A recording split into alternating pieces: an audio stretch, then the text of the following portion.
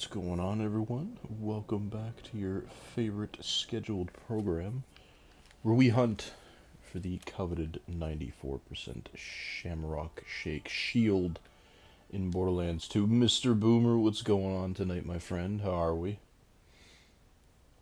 We're back with some sham farming. 'Tis Wednesday night, no classes on Thursdays, so it is the time that we have to do this. I'm away Saturday during the day.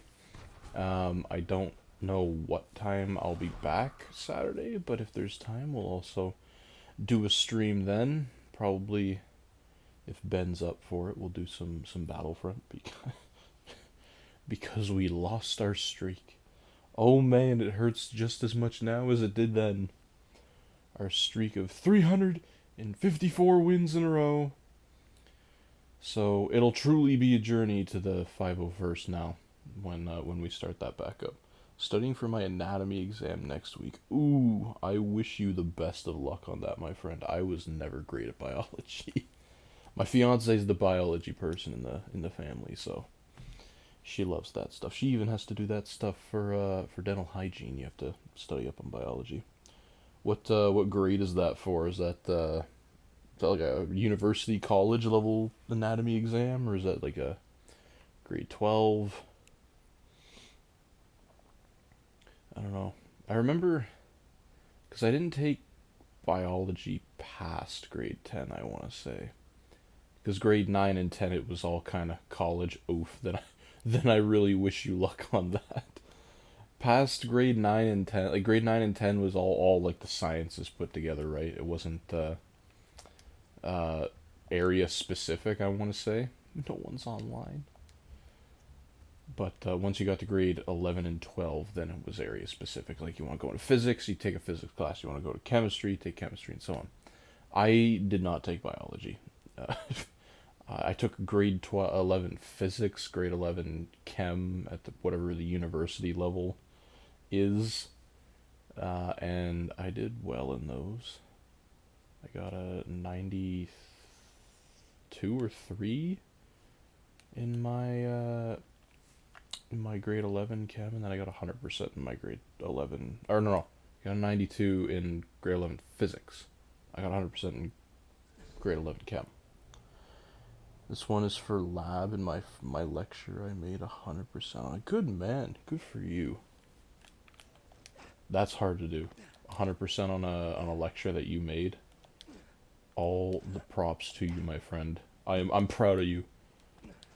Whether or not that means anything to you, but I can appreciate the time and effort needed to make a lecture. So, well done.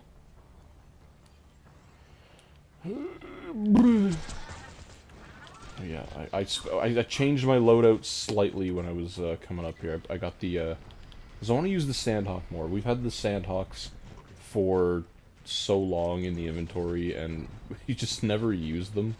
So I want to try and use some against Bunker. We have the regular Lyuda. I don't think it should matter too much. Oh, I don't have the counters on the screen.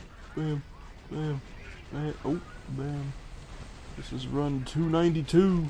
There we go. We got her all in. Right, he's doing this phase. I'm going to try using the Sandhawk on him. Get him in the crit spot. How do we do for damage? Okay, pretty respectable damage. God damn. Nice. Pretty sure I lost some hair over it. Don't worry. If you're not entering male pattern baldness over an assignment, did you really care about said assignment? Nah, that's fine. I remember some assignments or some work in high school. Like, I honestly, I mean, you know, hindsight's 20/20, right? So like, looking back at these things, I'm like, why did I stress so much about it? But everything's relative, right? You know, if you just spent your whole life looking at things in hindsight, or waiting to look at them in hindsight, yeah, sure, you won't worry about them maybe as much in the moment, but then again, you won't care as much for them in the moment. So there's advantages and disadvantages to that, but like, my hair started to gray in high school because I was stressed about, I don't even know what. Like, obviously I did not go full gray, because I'm I still got colored hair, but yeah, like I could see a lot of different strands, especially around kind of like the sides that went gray, and there's like some silver strands in there. I'm like, dude, I was 16. I shouldn't have to worry about this.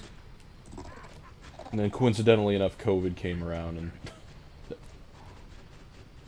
we're off to a great start. We got a thing. I have to make back my money because we lost all of it against Master Yi. Alright, we can add that to the list. 12 SMGs is not what I want to be adding to the list, but it's something. Oops. Bam. I have to make an A average on anatomy, and for my core, a B average to get into nursing program. Oh, you want to go into nursing? Good for you, man. Yeah, I would imagine that's probably a pretty competitive program. I feel like a B average, though, like for most programs, it's like, oh, you just need a B average. But then again, once you're actually in the program and all that, that B average quickly gets thrown out the window, and you start freaking out about every assignment. Because I mean, yeah, they say B average, but you know, you're there to try, so you're gonna try. But I'm doing this to get ahead and start up Borderlands tomorrow for 2 3. Oh, I see the motivation. Does it come out like tomorrow at midnight, meaning like the beginning of Friday? Because I thought, oh no, I guess the 11th, right? I don't know when it comes out for Canada. Because I saw that poster thing, right? That had all the global release date times. And I saw the States and Switzerland, I think, have like the 11th as the release date, but I didn't see Canada on there anywhere. But then again, I didn't really look at it in depth, so I don't know. I wouldn't be able to play it tomorrow anyway, because comes out for PlayStation. Oh, on the 12th. Okay, I was gonna say I couldn't play it anyways because I ordered it on Amazon physically. So unless they pull a miracle, they can't ship the thing in one day or one night or something. I think it was saying North America in general. Okay. I mean, it'll get here when it gets here. I'm not here Saturday during the day, so I suppose if it did show up Saturday, I could play it a little bit Saturday night if Ben's not doing a stream. I don't know. I wouldn't want to stream it like to start, right? I'm the kind of guy who plays a game and absolutely looks at every little piece of something and analyzes every single piece. I don't know. That's just who I am. So like, I don't think that would be ideal or optimal when streaming. Plus, I don't want to like feel rushed. I want to enjoy this game. I've been waiting. It's hard to believe 6 years since Borderlands 3 came out. That's kind of insane, actually. But I mean, then again, it was 7 or 8 years, or 7 years when Borderlands 2 came out, so they're kind of right on cue. It just doesn't feel as long for some reason. I don't know. The period from 2012 to 2019 felt longer than 2019 to 2025, but then again, we did have to go through COVID, so. Learning in teacher's college, you have to compose yourself as a teacher, you know, inside and outside the classroom.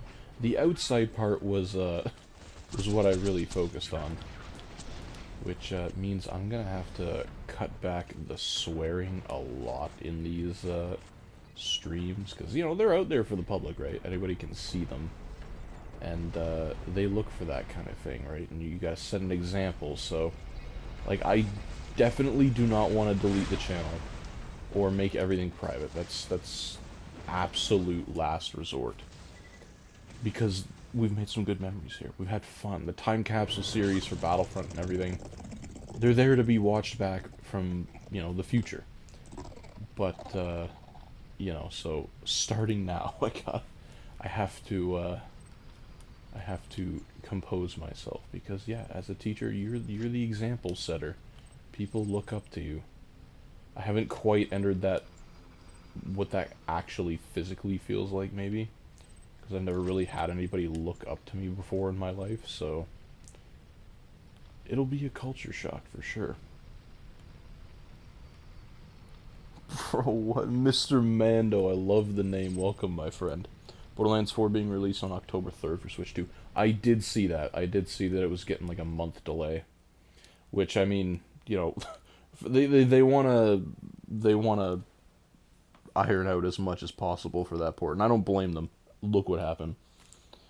Are you ET? Or EST, I mean? Yeah, I'm Eastern Standard Time. Am I ET? Are you playing on, Mr. Honest Liar? I'm sorry, my friend. We're just, we're doing sham farming today if you're in the stream. This is, strictly single player, unfortunately. Are you playing with the PSTV? I am. You have an astute eye, Mr. Mando. Yeah, we're playing on the PSTV, completely unmodded. I'm using a PS4 controller because I didn't want to hook up a PS3 controller to it.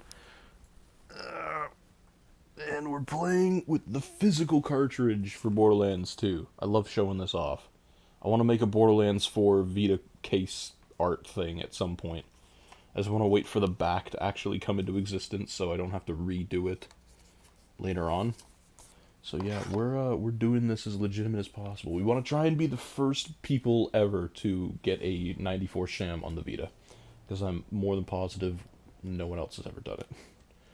And I haven't seen any evidence of anyone ever doing it. So 12 p.m. for EST, people to be released tomorrow on PC. Okay. Yeah, I didn't get it on PC. I got it on PlayStation Quintuple. So, but apparently, because I've seen people getting it early, right? Like, I've seen people, I think it was in the UK or something, or somewhere out in Europe, that, they, like, physical editions were coming in early, and they're actually able to play it. I'm looking at it, and I love that meme, online of the one kid who's like, great, I'm so happy for you, but he's just frowning the whole time. Like, but, I mean, there is one caveat to that, right? Like, they're playing it without the day one patch, because it's just not live yet, so... But from what I've seen on Reddit, and again, I'm trying to keep as much of the stuff I see online out of my eyes as possible, because I want to experience it all for myself. But, it runs at near 60, I think, on the base PS5 without the day one patch, so... There's, like, some weird omissions, like, there's no FOV slider in the pre-day one patch stuff. Sick, I got a fully modded PS Vita 1001, and I'm about to get the 2000 soon, so I can't wait to get it. Nice, man. I have the, my first Vita was a 2000. I got the, and it's just, oh, I was gonna say this proves how old I am, but it wasn't that long ago, now that I think about it. I got the, 2000 was my first. It was the aqua blue one. And I got it, like, new in box, and I wish I'd kept the box for it. I kept the box for my modded Japanese one. But, yeah. New in box, bought a 32 gig memory card, also new in box. And a couple PlayStation cards for downloadable games, because I don't think... The store, like, I bought it at EB Games, and it was still called EB Games back then in Canada, and coincidentally it is, again, because they didn't want to be called GameStop anymore. I want to say they had Vita games there physically, but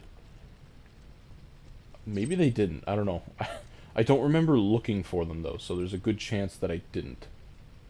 But alright, well, that didn't drop the thing that I wanted, unfortunately. Ooh, the blue one, I'm getting the bright orange one. I've seen that one. That one wasn't a Japanese exclusive, was it? Did they have that one in North America? I'll show it off, actually. I keep talking about it in these streams, and I never actually show it off.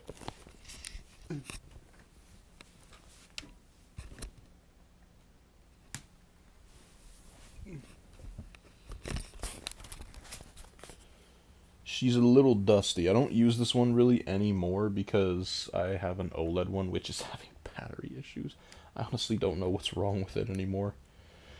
I've tried reseating the battery, I've tried the battery button combination reset thing, I've tried swapping the battery entirely, and every time the thing will last like 20-25 minutes and then die instantly. And I know the battery that I swapped it out for is, like, it's a first party battery, and it has no issues because it was in my modded Vita, and that one runs like a charm. So I don't know if the battery connector just needs replacing or like resoldering or something. But like you can play with it plugged in, and it'll, once you get past that 20-25 mark, then if you do unplug it, it'll die immediately. But here's the blue one. She's a little dusty because she sits on the shelf. But I love the blue one. The blue one's such a nice color. I do sometimes miss the lightness of this, but I will trade and the start and select buttons are way easier to press, but I'll trade that for for the OLED, or I'll trade the OLED screen for lightness any day, because it's so good. I love colors. I love how they pop, and I love vibrant colors. And I remember being so jealous of my brother because he had the OLED one. He got it after mine. Like, I didn't know, when I was buying mine, I didn't know the difference between the two yet. So I bought the Slim. I mean, it wouldn't have mattered because I don't think they had the OLEDs in stock anymore, brand new. So, but man, did I love seeing like something like Minecraft on there. Even playing once I did get it, I put Uncharted in there, and holy crap, the greens of the forest just popped like you wouldn't believe. It was so nice, so satisfying to my brain. Yeah, my OLED one is having issues as well. Maybe there was just some ticking time bomb that happened with a bunch of OLEDs. I honestly don't know what's wrong with it. Like, the battery connector in mine always kind of had, I don't want to say issue, but it was different, right? Like, it had the little kind of plastic clips on the side of it were slightly bent outward, like slightly. Not so much where the battery connector would just pop out if you dropped it too hard, but slightly pushed out where it would go in smoother than it should and come out smoother than it should, so. But I don't know if that has anything to do with it, or if it's something else in the motherboard. I tried posting something on Reddit about it, and some people said, oh, it's overheating, but I'm like, but it happens in like a almost exact timely fashion. Even if it's just sitting on the menu, it'll do it. So maybe it's overheating, I'm not sure. That's so clean, man, thank you. Yeah. Customization? Oh my god. In 3 runs we've had a bunker SMG and a customization. We are on top. It was the mission holding us back. It was being stuck on the same Torg mission the entire time that was holding us back. I don't believe it. My crazy shenanigans proved right. I also have to look for a corrosive immunity shield. We tried doing Master Gi the what do you call it? The cheesed way. And it didn't really work in multiplayer. I don't know if that works in multiplayer or not, but we tried it, and then we figured out that, oh, hey, you gotta kill them with the acid pools, so B-Shield might not be the best option for that. Yeah, my battery bad as well, but I will be getting it fixed and reshelled, so I'm very excited for that day. Nice, man. I know, I just cleaned out my PS4. It's not the launch model, but it was the one that came out right after it, where it physically looks the same thickness, it's just that one panel that covers the hard drive wasn't glossy. It was matte like the rest of the console. But it's over 10 years old, and my god, was it covered in dust. Like, I mean, it wasn't, for a console being 10 years old, it wasn't like 10 years worth of dust, but it was still a sizable amount, and the fan was caked, and I felt so bad, and the thermal paste was just bone dry. Because, yeah, like, I could hear it spool up playing pretty much any game anymore. Like even Rocket League would cause it to spin up really bad. Battlefront was awful. Geonosis would literally melt the console, and God of War and Borderlands 3. So, but now I repasted it, cleaned the whole thing out like you wouldn't believe, and it runs like, I kid you not, and I'm not exaggerating, silent. Playing Battlefront all the way through, no matter what match. Silent. Playing Borderlands 3. I was playing some Borderlands 3 earlier. Silent. It's so nice. It's so nice. Giving it some new life. Got my own little channel as well that I want to base off my Vita as well. So this is so awesome to see on my feed. Definitely going to be staying tuned. Oh, thanks, man. Appreciate it. If I remember, I will also give your channel a follow or a subscribe. Because I, too, like Vita stuff, if you couldn't tell. There's just, I mean, there's channels out there that cover Vita stuff, but, like, I think there's very few channels that actually play games in, like, a series way, right? Or like a sequential way. Like, because, you know, the channels out there, at least in modern times, right? Like, there might have been more Let's Play channels back when the Vita was in its heyday, but, like, nowadays, all you see are, you know, they review it, or they're like, oh, the PS Vita in 2025, or 2024, what's that like? So, but it's not really, like, playing the games and experiencing the games and all that stuff, right? And I mean, to be fair, it's difficult. It's not the easiest and maybe most accessible thing to do anymore. Well, because Vitas don't have video output natively. You gotta mod the crap out of them. And also, I mean, you could do it off the PS TV, but that also comes with limitations, right? The price. They're not cheap anymore. Like, they used to be clearance for, like 50 bucks in Walmart.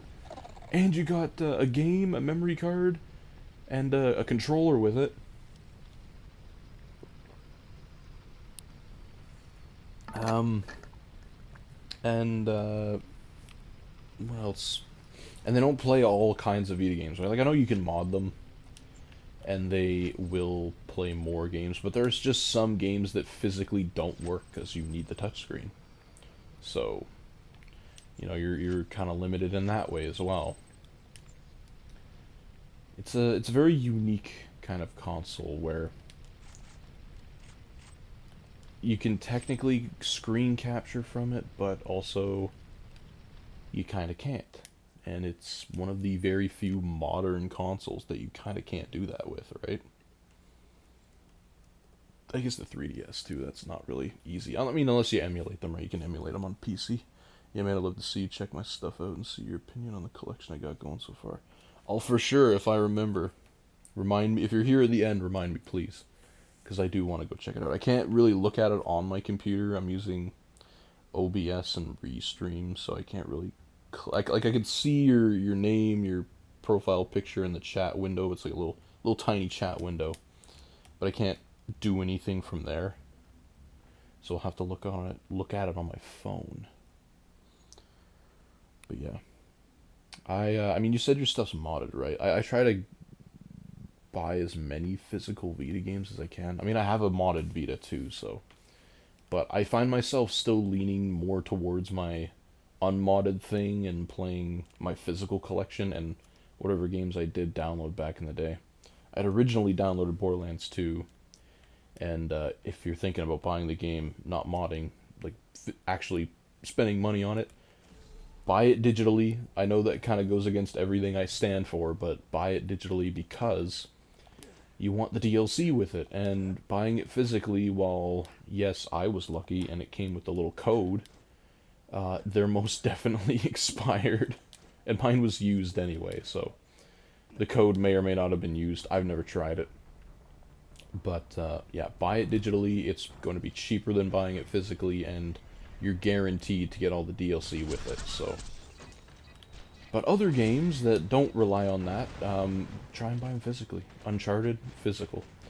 The Amazing Spider-Man, well, it's pricey nowadays. I have that one physically. I got Freedom Wars, kind of looking at them.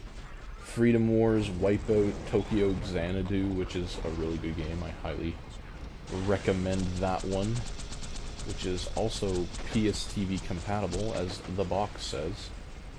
So...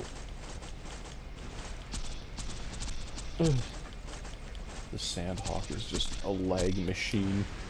What else do I got down there? Soul Sacrifice, Assassin's Creed, the Assassin's Creed one, Ninjago, the Avengers. I have Ninja Gaiden 2, Resistance. I think there's one more. I don't remember. I mean, it's not a huge collection, because Vita games are just expensive now. It's kind of a shame. I think like, every time I go into my one game store that still has old stuff, they always have a copy of Farming Simulator.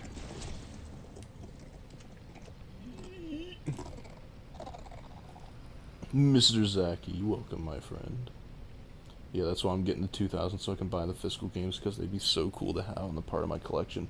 Pretty much all my stuff is modded or on the verge of being modded. I mean, that's all right too, right? Things are expensive, living is expensive, and if you want to just experience games, if you want to support creators too, definitely I would say buy the game. But you know, they're old games by now, and I don't condone piracy, but they're old games. Times are tough, and if you want to just kick back, relax, play a video game, you know, there's ways of doing that. There's also probably ways of getting Sham. But we're fighting. We're fighting for our lives here. How's your week been? My week's been pretty good. Second week, or there's a second week of teachers college is done. It's not. I'm halfway through, but I get Thursdays off. So Wednesday night we get to stream. But it's been pretty good. It's been pretty good. I was saying earlier how I learned, you know, as a teacher you gotta compose yourself within the classroom, yes, but also outside of the classroom. So what does that mean? Not swearing up a storm when I don't get the sham that I want. Especially in the Battlefront ones. Those are gonna be difficult to do because you become a role model, and students look up to you, and also young children have access to the internet like you wouldn't believe nowadays. So, not to say that the channel is insanely popular and that people will find this, but you know, you never know. So from here on out, I'm gonna try and keep the swearing to a minimum, if not completely eliminate it, because that's important. It's important. I've never had anyone look up to me before, and I'm not in my placement just yet. Still got a couple weeks before that happens, but you know, there's a good chance that the children will look up to me, and I can't be saying all of these words, even though they've heard them a million times. They didn't hear them from me. So, but hopefully they will witness me obtaining a 94 sham. Will I break the swearing rule when we do that? We'll have to see. But we need to get the sham first, so I think that's more of the question. Went through his legs. How's your week been, Mr. Zach? How's it going so far? You excited for... Oh, no, wait, I was gonna say, you excited for Borderlands 4, but I don't think you've played the Borderlands stuff. Just... Huh? You're in my way, you're ruining my thing! Oh, no. Oh, no.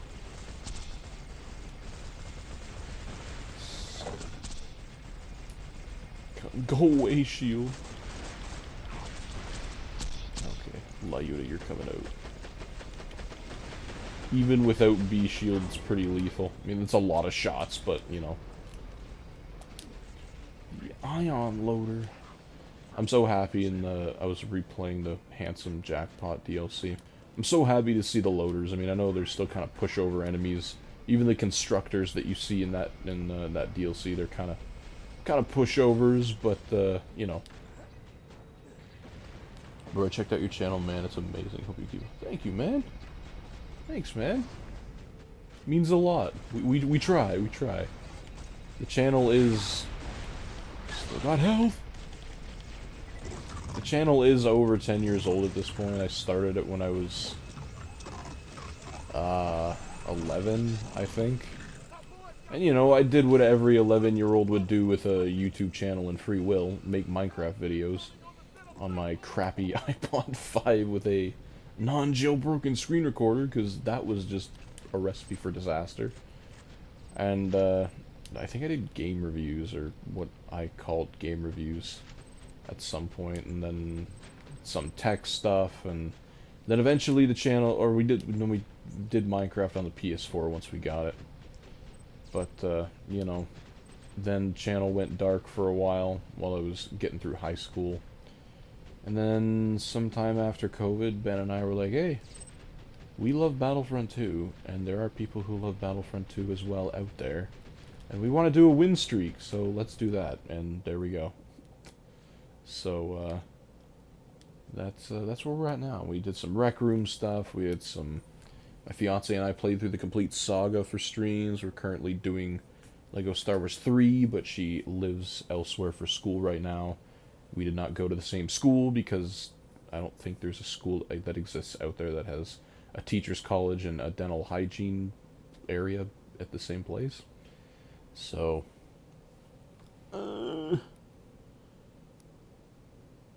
super excited still, almost like a child waiting for Santa. Oh, for Borderlands 4. I know I'm excited. I'm so happy too because I saw from the leaks of people. Well, I guess they're not leaks, but from the pictures of people getting it in the UK, the Super Uber Deluxe Edition comes with the slipcover. I don't know why that's such a big deal for me, but I loved the slipcover that I got for Borderlands 3, and I loved the slipcover that the pre-sequel came with, like the semi-holographic stuff.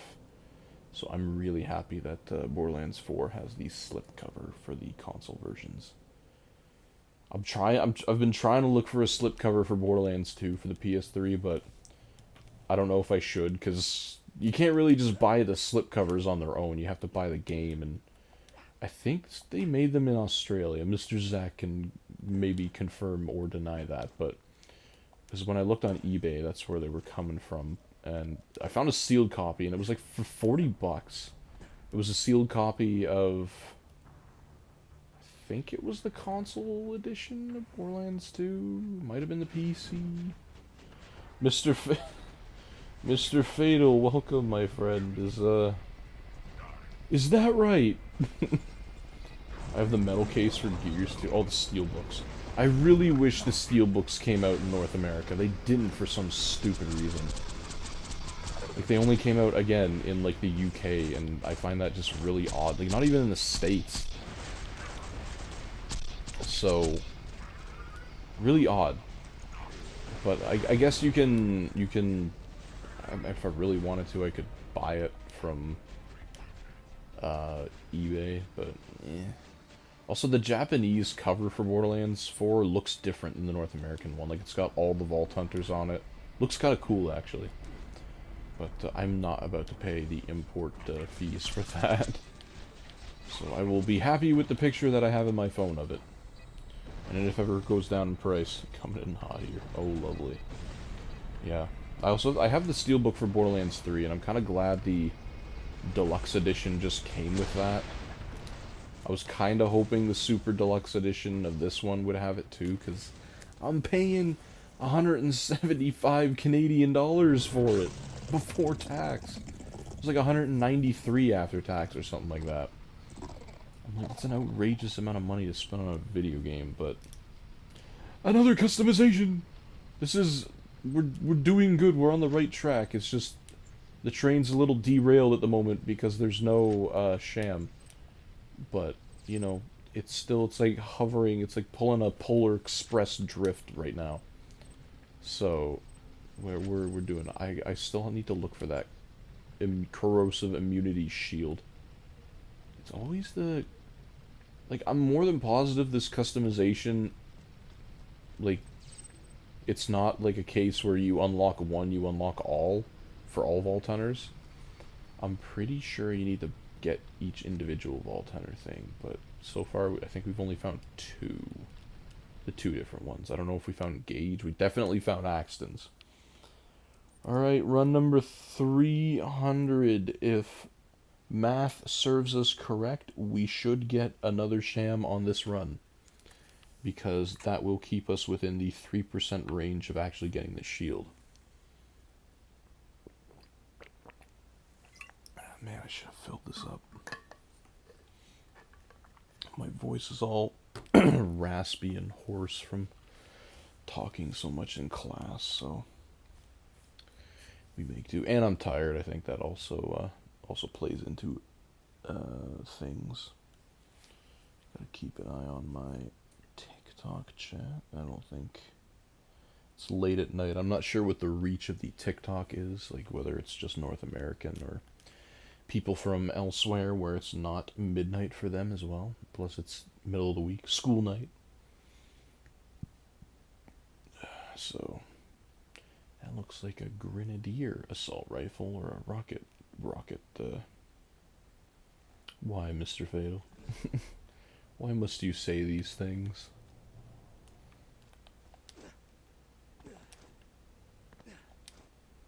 Pomodoro technique kind of works for me. What's that? You'll have to explain.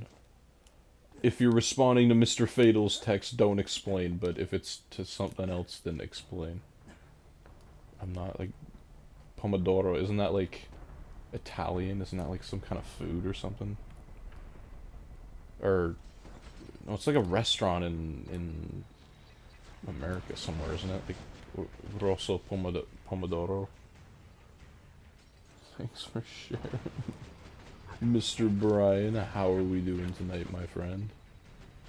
How's it going? No, it's a studying method. Okay, thank God.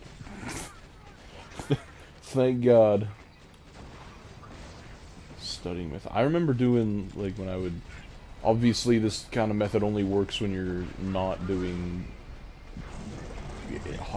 concept-intensive... It's loud. Concept-intensive, studies, but my dad taught me, like, there's like the study sheet method where you have your topic, put it in the middle, and it's kind of starts looking like a mind map, but not really. It's you put it in the middle, draw a circle, and then you divide the sheet into like 4 quadrants, and then you kind of, like, you know, subsection it. What's a section of studying that you need for here, and then put everything related about that subsection in that box, and then so on, right? And then you can use the back of the sheet, and then you just need to memorize everything in the boxes, and then you're good. It worked a surprising number of times. 45 minutes studying and 5 minutes off. Ah. It's not a feeding method. Good. Yeah, I think in the modern world where we're just so enticed by our phones and technology, we kind of have to do that method. Otherwise, if it's not controlled, we'll just go on our phones, and then before you know it, 3 days have passed, and your exam has passed, and you missed your graduation date, and the sun exploded. So, you know, it's best to keep control of the studying time and the phone time. I want a pearl out of here. I'm starting to think Bunker does not drop first gen pearls out of here. I would like to be proved wrong, but I'm pretty sure it's only second gens, because in 301 runs, I feel like we should have seen at least 1 pearl. But then again, we only have Gen 1 pearls, so they're more rare, just due to the fact that there's not as many to collect. I don't know. I don't remember the pearl that I got out of Bunker on my PS3 character when I was trying the Sham farm, so if I did, I could look at the name and then be like, oh hey, this is a Gen 2, but I have a bunch of different pearls, because I've done the Loot Midget farm a bunch on the PS3, and that's something that we need to do on here too. I should probably split, since we're done the Torg DLC, I should probably split it between Loot Midget farming, just to see if we can collect all the pearls that we can on the Vita version, and see what those are like, or, you know, this. Mr. I don't believe Bunker drops pearls since the game version's so early. I mean, there are pearls in here, right? Like, we have a pearl. We got the Refill Avenger. Don't crash, please. We got the Refill Avenger. So there are pearls. It's just that there's Gen 1 pearls. And I know Gen 1 pearls are technically world drops, right? But they're just like an obscenely low chance. And Bunker's gun has a chance of world dropping stuff. Or I think all of them has like a chance of world dropping stuff. But more his gun than anything.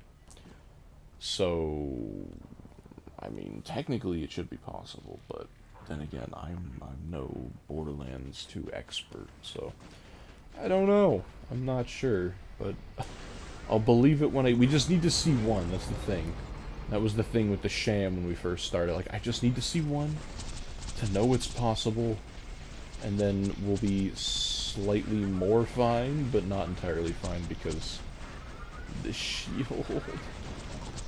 What should I do when I get it? I haven't even thought about that, because it could happen anytime, but it could also just never happen, and YouTube gets banned or something and ceases to exist. I haven't even thought of what I would do if I get it. Should I start a merch line? Some Borderlands 2 Vita Sham merch stuff. Why, Mr. Fatal? You're gonna make me have to put in filters in the YouTube chat, even though I'm pretty sure you got around that once when I tried it. Do we think the Switch 2 version of Borderlands 4 is gonna drop support earlier on, like this version did, with the in comparison to the other comp? I'm injured. Like it did with the other console versions, because technically at some point this version was like up to date before the Ultimate Vault Hunter Upgrade Pack 2 came out. It was up to date. Please. Don't move. Gotta stop, bro. Stop. Oh no. Oh, he's got no arms. Got him. I saw some gameplay of somebody playing the Switch 2 version at some game convention thing. It, at least from what I saw from like the video clip, it didn't look terrible. I mean, obviously, it was lacking some lighting features, and it didn't look like a PS5 or an Xbox version. And the performance was, as Randy had said, sub 30 most of the time, especially in combat. So, I don't know. They'd probably give up. I think the Switch 2 will have feature parity. I know Elden Ring was getting like 30 frames. The Switch 2 will include an attachment to cook food off the console. You know, you say that and it sounds so ridiculous, yet they made a baby controller for the Wii, so I feel like it's not outside the realm of possibility. Just add a... It's like a grill heatsink thing, and just attach it to the CPU, and then it transfers the heat into the pan. And you can cook eggs on it or something. The modern George Foreman grill takes the throne away from the PS3. I don't know. I honestly don't know what they'll do with the Switch 2 version. I mean, I feel like in today's world, because the Vita was kind of an abandoned console by the time Borderlands 2 was getting more of its updates, like 2015-ish range, right? So I feel like it was more accepted, or maybe more easy to forget that they just kind of dropped support for it, for the game, because the console itself was being dropped support. And also the Vita was struggling with this game anyway. The DLCs run a little bit better than the main game. Like the Oasis DLC runs exceptionally well compared to the main game.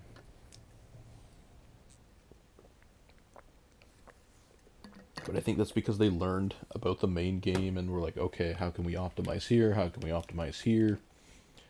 So,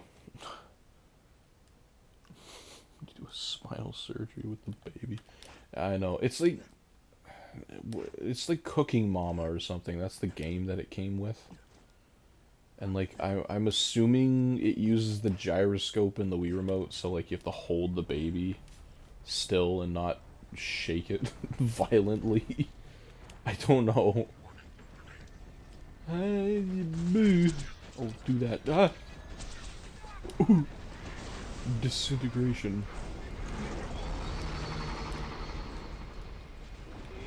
I need to get another water bottle. My one's empty. Why? Reminds me of that one SpongeBob clip with Patrick and SpongeBob were taking care of that clam that they found. Patrick's like, if I was a mom, this would be kind of shocking. Mamma Mia, there you go. I watched a play of Mamma Mia once. It was when I was volunteer teaching at my old high school. Coincidentally, because my fiance loves the Mamma Mia. No, wait! Come back! My fiance loves the Mamma Mia movie, and then they were like, oh yeah, we're doing the Mamma Mia thing for the school play. Like, oh, that's joyous, so I was able to get tickets, and I watched students that I helped teach perform a low-budget version of Mamma Mia. It wasn't bad, though. They did good. They really practiced their stuff. Kids are talented. Come on, just give me a Sham. Just, you know, we're on a good roll here. Ask and you shall oh wait, that's a bunker SMG. Damn! Why can't you be a Sham? I thought that's at 100 minus 125% damage. I'm like, that's crap. Well, we got another bunker SMG. Good lord. Because, like, everything, I think all of his drops are technically 3% on the Vita. So, like, we're well above the percent of bunker SMGs. But at least we're getting stuff. That's, I should be, he said a bad word. Oh, he said a bad language word from the Avenger. Yeah, I said damn, my apologies. I gotta remember, too, because I think my first placement is, it can range anywhere from a grade 4 class to a grade 8 class. So, yeah, I don't know how to teach grade 4 math. Mr. Gabriel, how's it going, my friend? That's the thing, I completely forgot young grades have to, like, teachers just kind of have to teach all the subjects. I mean, they're not, like, strenuous, like, you know, they're not really going into deep mathematical concepts or like, philosophical English tangents, right? But, well, in high school I was learning how to... Okay, I'm glad I didn't read the full thing of that. What went on in your life, Mr. Fatal? What went wrong?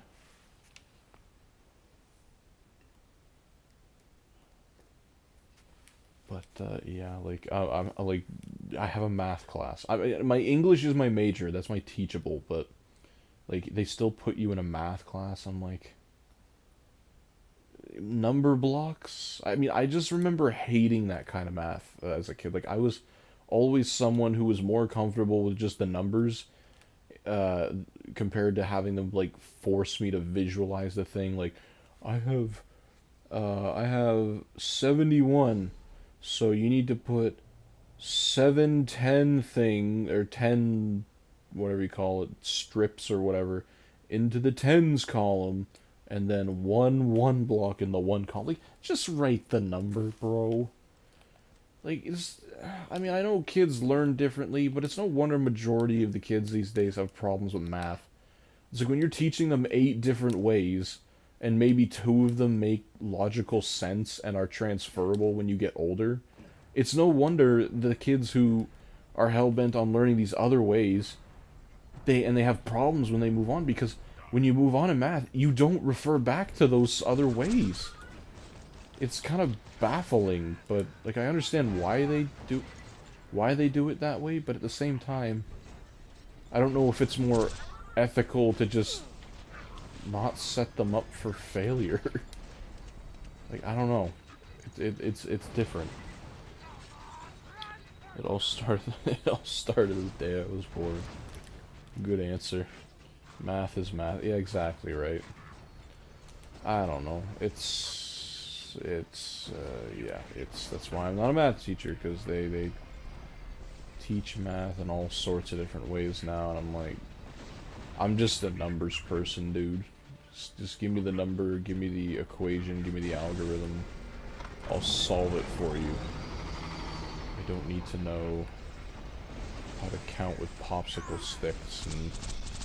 Oh, if you want to add this number to this number, and they're 2, like, big hundreds numbers, I'm going to subtract a certain amount from this side and add it on this side, or I'm going to subtract a certain amount from this number and then have to add it on right at the end so the equation's the same.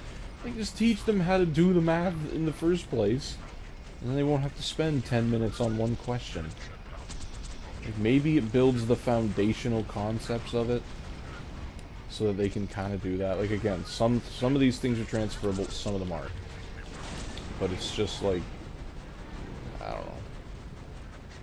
don't know. Maybe my maybe my opinion on that will change. I hope it'll change.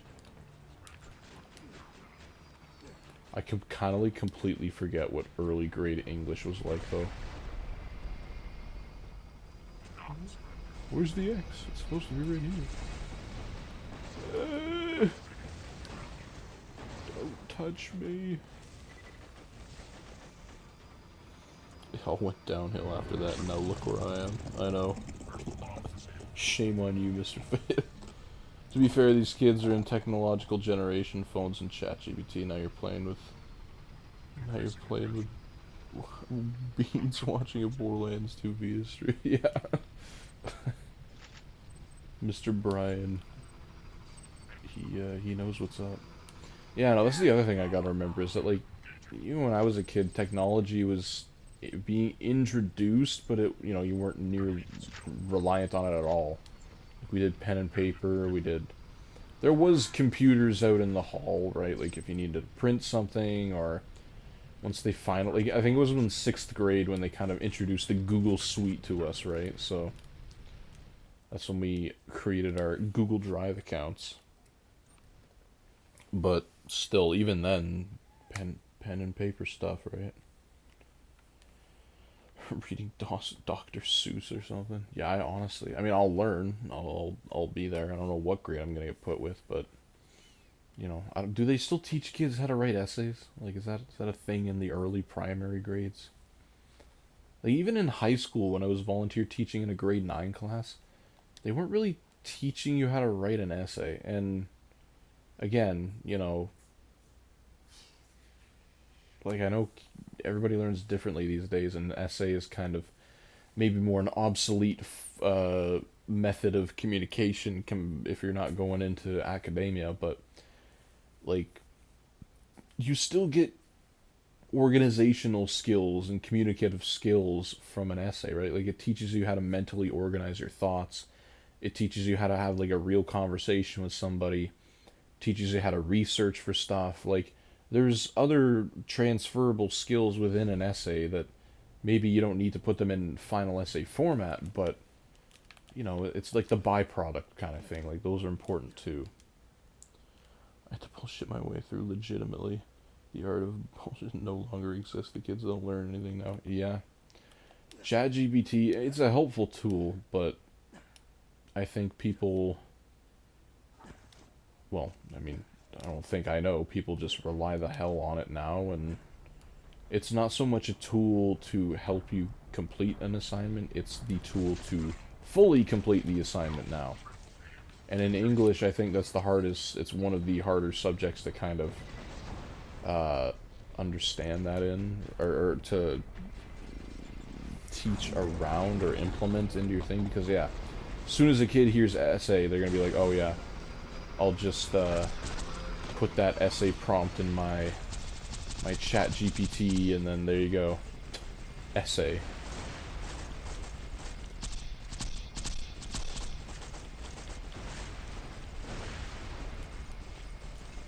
I don't know. I mean, there's ways around that too, I suppose, like making assignments where they have to physically write stuff out, and then you can kind of see their writing style, and so you're like, okay, if this doesn't match your vocabulary level and sentence structure, and it's like Nobel wrote it, then I'm gonna think something's up. And I know there's like AI checkers, but even then there's ways around those too, so you can't rely on that. It's such a different world we live in. It's also a world we live in where we don't get a sham. Oh my. You think the Sham's gonna make a comeback in Borderlands 4? I think it's gonna be... I wonder how many old items they're gonna keep in Borderlands 4, because they did quite a few from Borderlands, like, 2 to 3. Mind you, some of them weren't great honorings of those older weapons, like the... I don't know, some people say the Herald was better in Borderlands 3, but all the gameplay I've ever seen of it, it kinda looks worse. It's more focused, like the projectile spread isn't as big, so you get more of a focused attack, and I guess that's okay. The Sandhawk they changed into a sniper for some reason, and it doesn't really operate the same way outside of just the name being the same. What else? What else? They did TK Baja shotgun, that the wave shotgun, that one it looks cool to use in Borderlands 3, but functionally it's nothing. Don't use it. It's not great. Maybe in early game it's okay if you manage to find it, which legendaries are plethora in Borderlands 3, so it might not be that hard.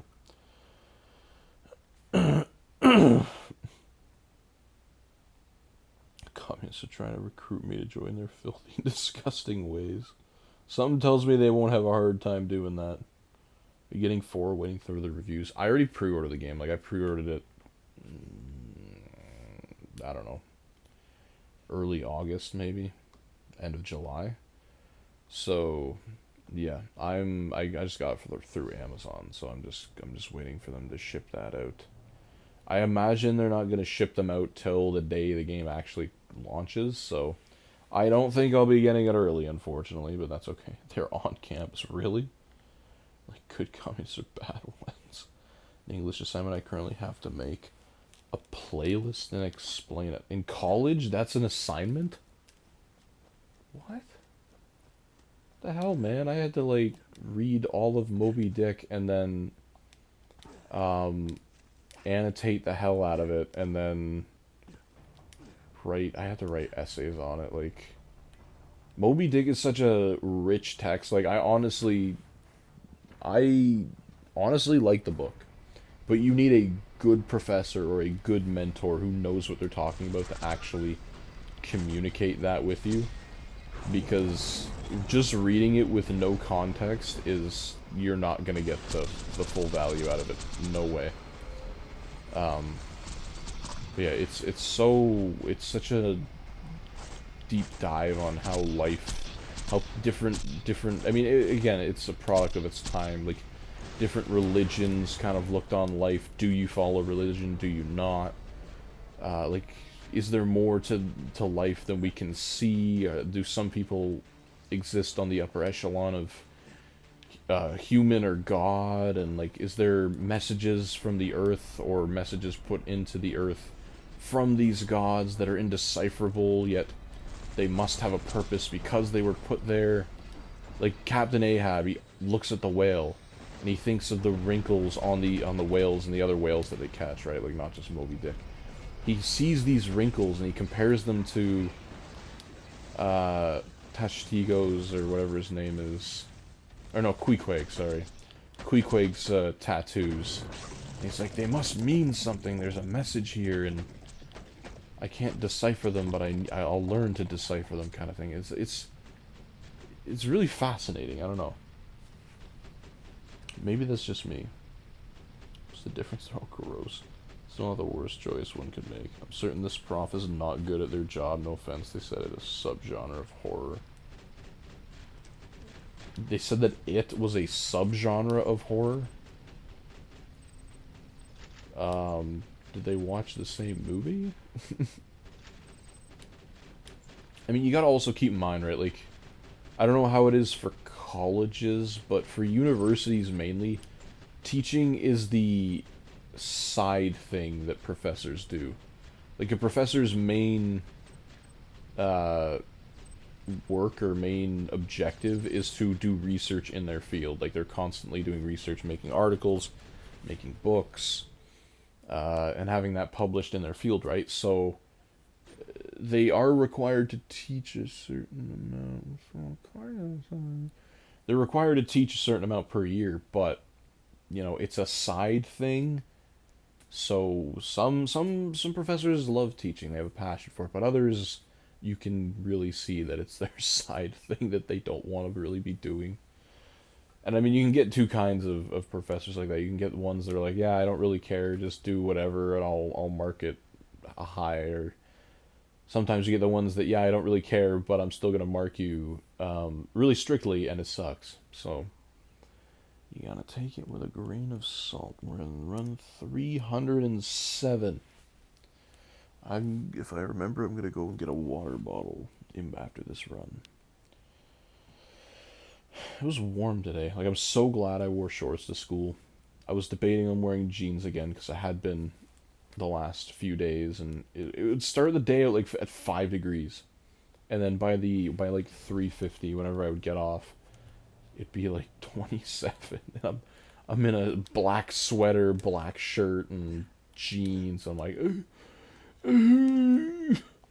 thankfully most of the buildings on campus have AC, but still, you gotta walk outside. And we did some scavenger hunt thing that was, it's mandatory for the teacher, the Bachelor of Education program. Like, why is this mandatory? Why are you making me roam around the campus I've been at for 4 years already, taking pictures of landmarks? Like, you can't stop me from graduating because I didn't complete this scavenger hunt of 7 photos.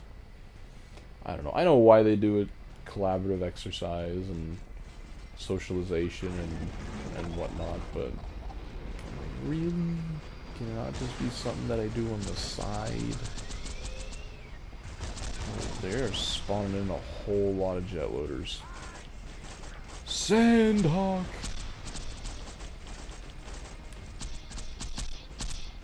It is faster than the Infinity. I hate to say that the Infinity's been dethroned, but then again, we were using an Infinity that was 2 levels under, so there is a slight chance that an on-level Infinity would also do well, at least in that phase, but I have yet to go spend the time and actually collect that. It's not imperative that I do get it, though.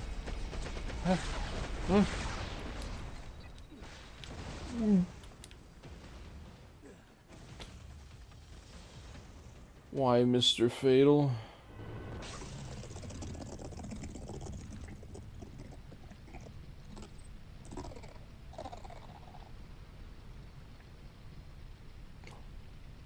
We got ourselves a Sham, boys! We got a Sham! Is a honeycomb? I don't think it is. Maybe, unless I'm looking at it from the wrong side. I don't think that's honeycomb. What do we think it'll be? What percentage do we think it'll be?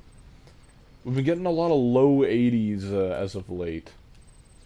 So I'm gonna guess 81%. That's my guess. Watching this woman's lecture video, and she said Facebook PSTs are a type of writing. Oh, Facebook posts. I mean, yeah, they are. They're a type of literature. It's a way that people communicate, because you're limited, right? Like, you don't have unlimited... Oh, what the... Shield is the exact same number as my B shield. They don't have unlimited text space or text characters, so... You know, you gotta be selective with what you say, and you're always putting yourself out there for social ridicule, too, so you have to kind of think of what else you want to say. Mr. Fatal says 84. Mr. Boomer, do you have a guess as to what this Sham might be? I said 81. Mr. Fatal says 84. I don't know at what point the honeycomb, like, is it like 85 and above that you get a honeycomb piece? I don't know. Let's see. 83, Mr. Fatal, you're the closest. We can add it to the list. We're slightly under the... 94! Mr. Brian, I love the optimism, but my friend, it ain't possible.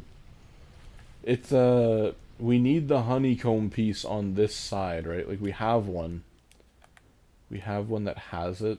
I don't know what the other 2 pieces are supposed to look like for the Sham, but I do know that it needs honeycomb. And, well, where is it? The Sham. How do I inspect on here? Was that right side? It needs that honeycomb bit on the left there, so... And then, I mean, this piece, and then... this piece on the right are supposed to change, but I don't know exactly what they're supposed to look like. Mr. Boomer 82. Oh, I didn't see that one. Wasn't looking at the stream. I was just I just threw a number out. I mean, that's fair. I was closer. We were the same distance away. I rounded up. Damn. Yeah, 87's the highest we found. But yeah, 80, 83. So, at least we found one. We're already doing leagues better than the last few sham farms. I'm 100% convinced now at this point that it was all due to the fact that we were in the story mission of the Torg DLC, and I don't know why it impacts it, but it does. All right, I'm getting a bottle of water. One moment.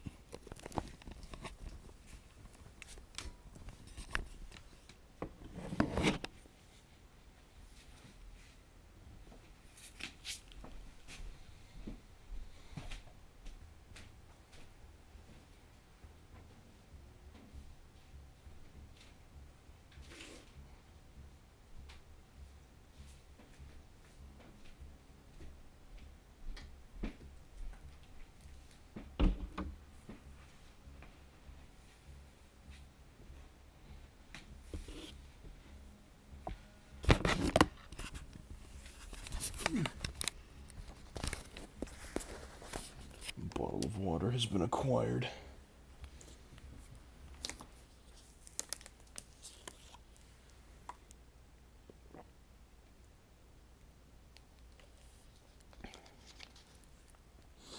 There's no adaptive shield in the game that lets you resist 100% of a certain damage type, right?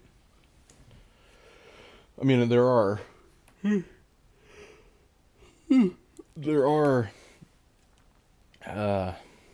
elemental resistance shields that, yeah, like, but it's for one specific element. I'm talking about, like, just general adaptive shields. Why, Mr. Fatal? Why must you say these things and conjure up these words in that specific order and type them into my YouTube chat?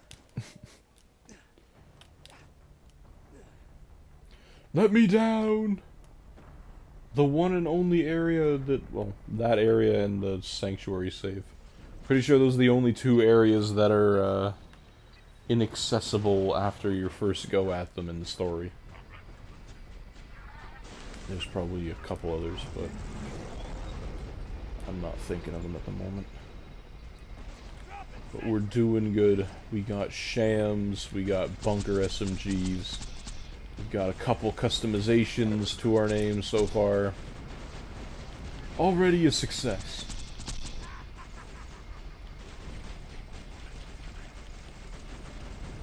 Turret, aim for the floating PNG fire that's on his wing. It doesn't move dynamically, it's just there.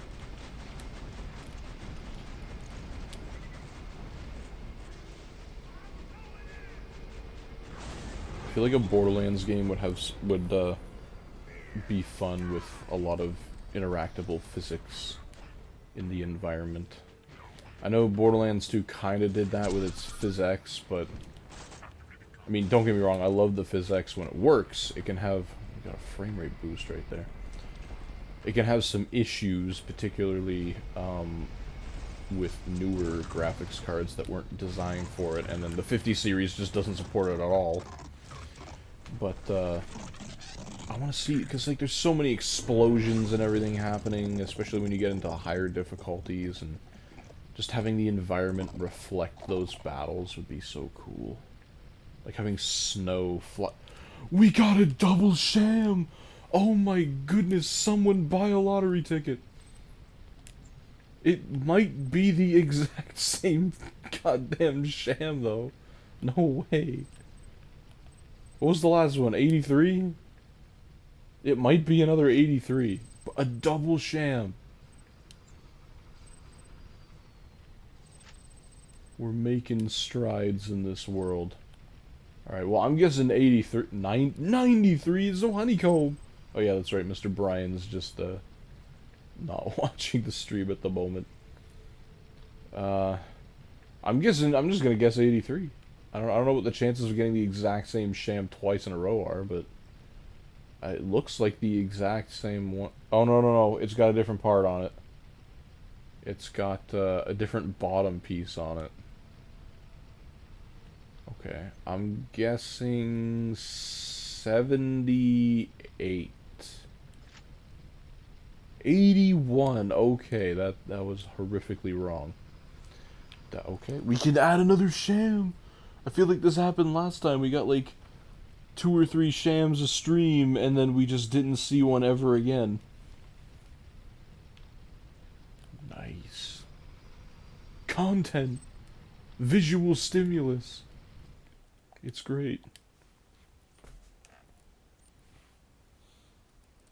It was the water bottle. As soon as I ran out of... Actually, no, it wasn't the water. I was going to say, as soon as I ran out of water, then we stopped getting them, but we got one last round. I didn't have the water bottle yet, so... Great.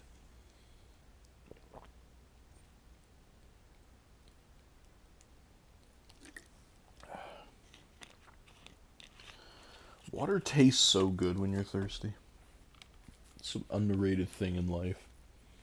Especially if you've just been, like, maybe not doing a run, because, like, you know, I mean, you really want water when you've done a run, but you drink too much, you'll kind of throw it up. But, like, when you're just outside, you're going for, like, a nice walk. It's, like, kind of hot outside, but not really. You're going on a long walk. Don't bring any water with you for some reason. And then you come back to the house. You're, like, kind of sweating, but, you know, you're not, like, out of breath or anything. And you just, like, go to the water cooler. You had some cold water sitting on the table before, and, you know, you go for your walk and then come back, and it's not like cold, but it's that kind of cool temperature, not room temperature, but cool. You just wolf it down, but that's the best water. Hits the bloodstream instantly. Do I inject sugar in Amelin's bloodstream so that he dies of diabetic shock? I would prefer if you didn't. JK. I saw that JK, like, come as soon as you sent that previous one. Bro was instantly apologetic. Fire rate! Oh my god, it's such a crunchy sound with the Sandhawk. Beautiful. Off to see the wizard, the wonderful wizard of Oz. I don't remember the rest of the words.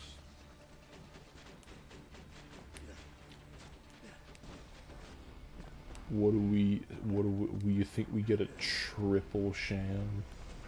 I don't think so. The double one is already a myth to behold. I don't want to see you die. I'm gonna start crying. Well, at least there's some remorse in you. I don't want to see anybody die. Well, you know what? That's good. That is a good moral compass to have.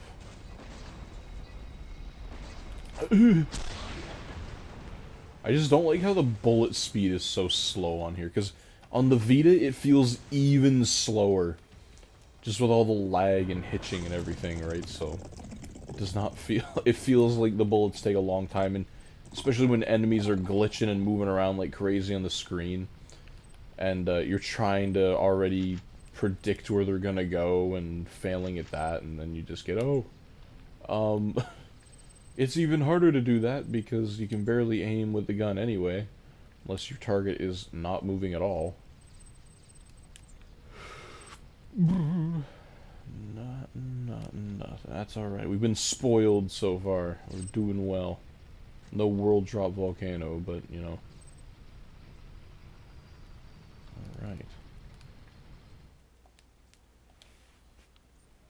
310 runs. We're making good time today, I think. We're making excellent time, I would say. So many cool guns. So many cool looking guns. I was playing the pre-sequel yesterday, too.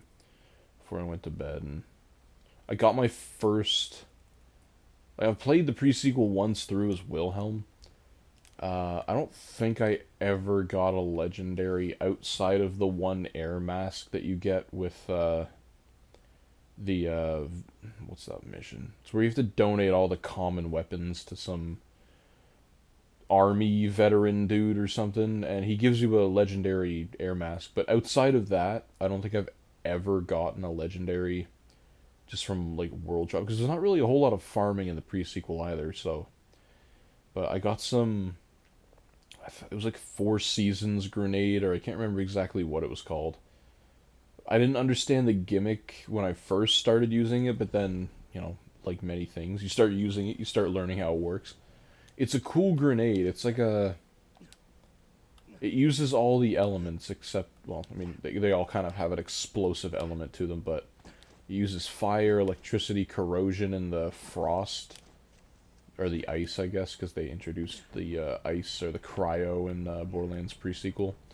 And it's like an area of effect grenade, so when you get the electricity, it turns into a Tesla.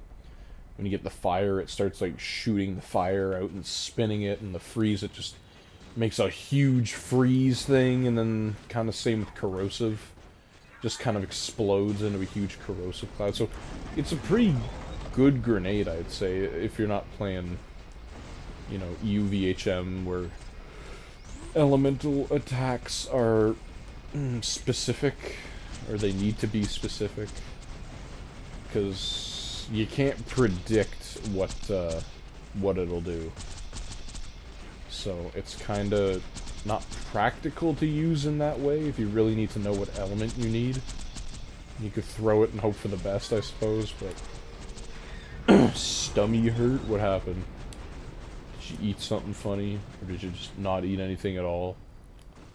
That's the thing I gotta get used to for university again. Like, I don't want to bring a whole lunch with me to school. I kind of want to use whatever time I have over there to get my work done so that I don't have to take it home. So, like, I get there, I wake up at 7, get to school at 8, or for 8:30, and then I don't get home till like just before 5, and so I'm not eating anything during that whole time, and you get used to it after a while. I mean, I was able to get past my whole 4th semester, second semester of 3rd year, and then both semesters of 4th year doing that with pretty decent grades. So I don't know if I was lacking in some brain power or not, but like, I wouldn't recommend people do that because it's not fun necessarily, but like, I don't know, gave me a lot of time to do work.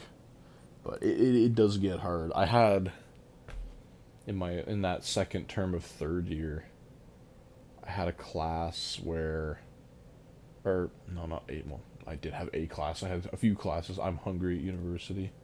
Yeah, that happens. It's a different schedule, right? Like, it's not like high school where you have your lunch breaks. It's wherever you have a break in class, or bring food with you into class. But I think I started at 9:30 or 10, and then I didn't get home till like 8:30, because I had a class end at 7:40, 7:50ish at night. And man, did that suck. But I think I had Fridays off. Like, I didn't have any classes on Fridays. So when I tell you that Thursday night walk out of the building and walking to the parking lot was the best thing ever. Because you just knew, like, I'm tired as anything, but I can, like, just gotta drive home, enjoy the night air. And if it was like snowing and at night, it was great atmosphere, and you just get home, eat a nice meal, and then crash on the bed and just, relax, watch a show, play a game. It was great stuff. Tuesday sucked because it was that exact same schedule, except you had to get up the next morning for Wednesday classes. So that was a little bit of a struggle. Maybe it's just because I'm on job. I mean, I don't know, man. I wouldn't exactly consider myself in shape, but you just gotta train your body for it, right? Like, if you don't eat anything for a long period of time during a certain period of time, then your stomach will shrink and you kind of just don't feel hungry during that time anymore. And I think especially too, like, if you eat a little bit of food when you're there, then you will start to feel more hungry, because then you kind of, like, crave that feeling. Whereas when you wake up in the day, or wake up in the morning, and then, you know, you don't have any food, you're kind of not, like, you know, your mind's not trained on that, oh, I want this feeling again, because... So, I don't know. You're not really as hungry if you haven't had any food. Again, it's not... Probably not something you should do if you can't, like, if you have... If, you can prevent it. Eat breakfast. It's important. It's the most important meal of the day, some licensed professional doctors will tell you. Give me the I want to see a Sham in the 90s. Like, I need to kind of see the parts that go into making that.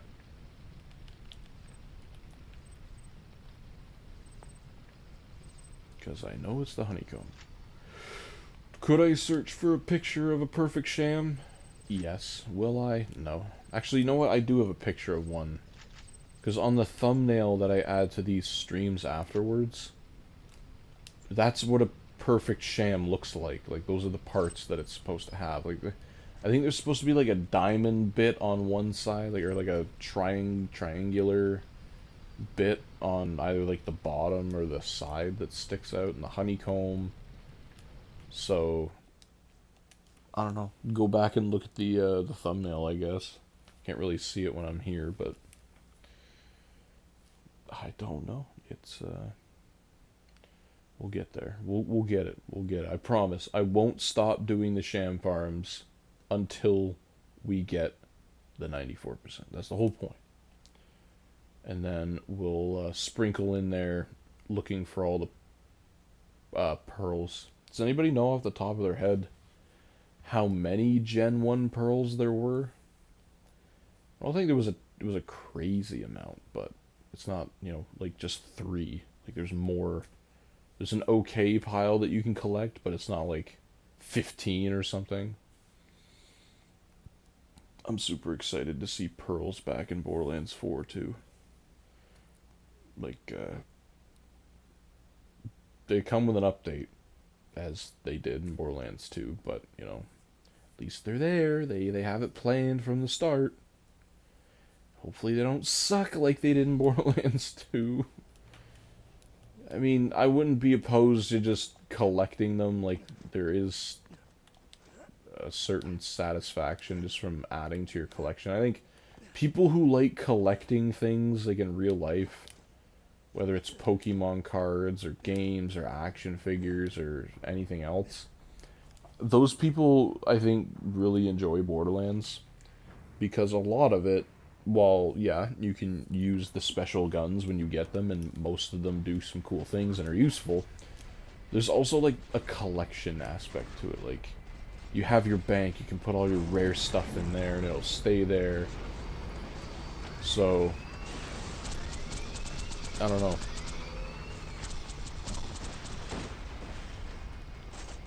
Should we melee bunker with the Sandhawk knife on the end? Just, what if I could jump that high? Knife him. I could probably grenade jump, but I'm not going to try that.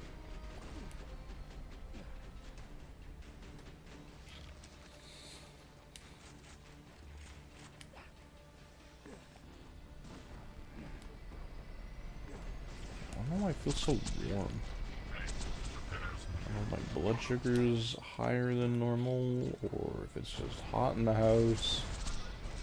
No idea.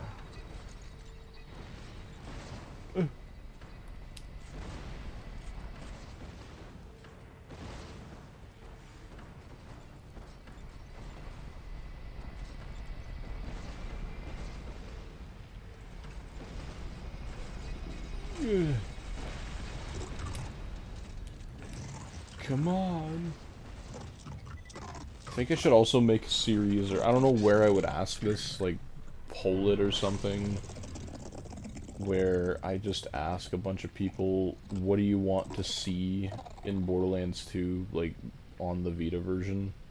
What specifically do you want to see? Like, I know a lot of people before, because I think I've asked the question once before, a lot of people said Terramorphous. Like, what does Terramorphous look like? So we went to Terramorphous, we fought him, whatever. But I have a feeling there's a whole bunch of other people out there who would like to see other things represented in the shiny coat of Vita paint. I just don't know what those are off the top of my head. I don't know how I would go about asking that to people. Like, what outlet would be the best to reach the most people, so... And I could try Reddit, but you never know. Is this the only guy that drops the Sham? So, technically, no. The Sham is a world drop, and a world drop is something that can drop out of any loot source. It's just that there is an incredibly, incredibly low drop chance to get these things. Like, any pile that you find, like those ice piles or the bone piles or something, those will always have a chance of dropping a legendary item of some sorts. And I think like garbage bins maybe also. But like I said, it's an obscenely low chance that it almost never happens. But there is evidence, you know, you can find videos of people out there actually obtaining these things from a pile. I don't know if they're running the BL2 Fix mod on PC. I don't know if that increases the drop rate. I think it does. It messes with drop rates, but it might increase the drop rate for world drops.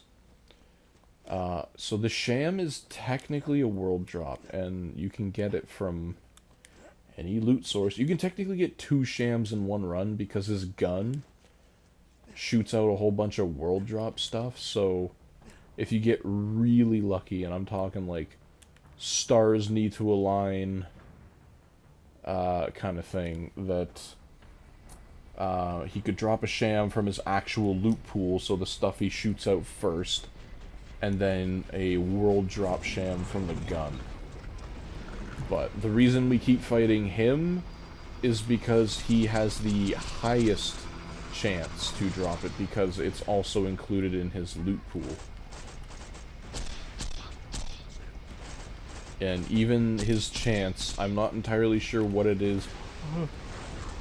I'm not entirely sure what it is on the modern version of Borderlands 2, but on here, drop rate adjustments, it's 3% to get the Sham, any Sham, and then it's 0.0048 to get the 94% Sham. So we're going against all odds to try and get this thing, but it has been done. There has been ample proof and evidence of people online obtaining the shield, just not for this version, and to my knowledge also not for the VR version of Borderlands 2 either, and that's something maybe I'll reconsider depending on how long it takes on here. But that's something I would also like to try and do, see if we can get it on the VR version, because I feel like out of every version of Borderlands 2, the Vita version and the VR versions are the most neglected by both the community and the developers. I mean, the VR version kind of gets a tentative pass because when it came out, almost all the well, actually, I think all the DLCs minus the Lilith DLC had already come out, so all they had to do was just release the game, maybe make a patch or two for like bug fixes, and then throw in all the DLC, and that's pretty much it. It never got multiplayer, which is honestly a tragedy, because Borderlands 2 is always more fun with more people, and add a VR layer into that, and then you're asking for absolute chaos. But that's the... Oops, I went backwards. But that's the fun of the game. I kind of wish they added a VR mode for the pre-sequel, because you can fly around and glide and do so much cool things in there. But, yeah. So it got, like, 2-3 updates, and then that was it. No multiplayer, but it's still a more complete and definitely more stable version of the game compared to this. No crashing issues. No, they even added features like the super, like whatever, the mega fun time, the slow mo thing that you can do in VR. That's pretty cool. The graphics look like 20 times better on there, mainly because it's running on a PS4 and therefore running that game enhancement minus some lighting stuff. Don't know what the PC version of the VR looks like, but I'd imagine it looks even better than that. So yeah, we'd like to play these versions. They did not get a lot of love back in the day, and the attention that they did get was mostly negative, so I'm here to say this version, while not perfect, definitely far from perfect, and you can't compare it to the other versions, but while it's not perfect, it's still a fun game. It's still Borderlands 2 at the end of the day. Just with some more minor hiccups and or crashing issues that were never addressed. But it's still a fun game, still a full game. Like, you got the first two story DLCs, you got the 2 extra Vault Hunters. Run, I can make it before that guy spawns in. You got loads and loads of all the extra cosmetics that kind of get added in for free. Like, I think the game's like... Oh my god, that hurt. I think the game's like... $30 on the Vita store. And that includes the entire game and all the DLCs, so it's a really good deal. I mean, I know it's a game from 2012, but still, it's on a Vita and you're getting all the DLC, so you can't complain too much. Ooh. I've been very hurt.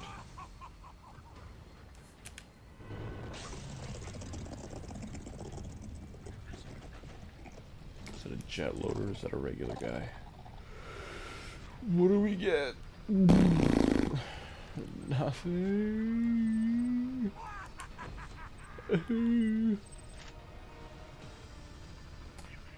Still haven't seen. I'm pretty sure the only shields that can drop with the elemental immunity are white rarity shields. I haven't really seen too many white shields, coincidentally enough. So, or shockingly enough, I should say, surprisingly enough. So I do need to keep an eye out for that, because this has all been pretty much just guns over here. Facilitating the sniper rifle. 315 runs. Oh man. Me eyes are starting to gain some weight, gain some heft. We've only been going for an hour and a half, which I can't end now. It's too early. We got time. We should use it, but I also need to sleep. Well, maybe we'll aim for. See if I can go for another hour, possibly. Aim for 2.5 hours instead of the 3-hour mark that I like to do with these. Just to see. Eyes heavy, knees weak. Mom's spaghetti. I don't know. I don't remember all the words. I thought that was a sham for a sec. I saw the honeycomb thing. I'm like, oh, they're taunting me with it. Maybe this is the run. Maybe this is my moment.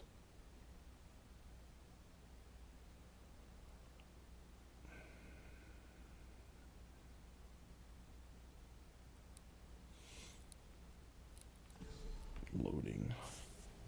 Be interested to see how I was gonna say load times for Borderlands 4, but there is no load times unless you die. But I think even from like the main character screen, like it kind of gets you going right from the character selection. It's not like, I mean, there might be a cutscene, I don't know, or gameplay cutscene when you start, but as far as I know, because most modern games kind of do this now. I know God of War and Spider-Man for the PS4 were like really popular examples of doing this. Where yeah, you just click new game, and then the camera just pans to your character and you're pretty much already in it.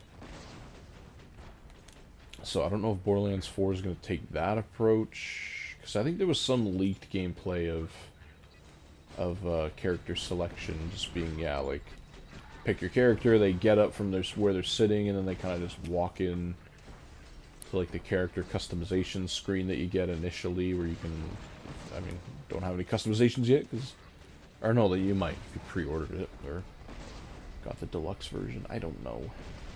I just want to play it. I want to have fun. New experiences. There he is! Take him up! We triggered the snake. Man.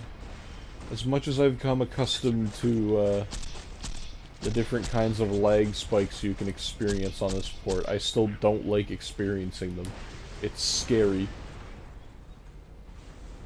Not that it would, like, when I was walking up to this area, like when I got home from school, because I get home earlier on Wednesdays than my other days, because my second class doesn't go for as long, I'm like, okay, streaming night, I'm gonna just power on the Vita thing and get up to the bunker arena so I don't have to do that on stream and waste time. Like, I kid you not, I spawned in wherever you fight Master Yi. Spawned in there to start, teleported 1,000 cuts, and I got through the first, like, Hyperion barrier thing that you need Claptrap to get through.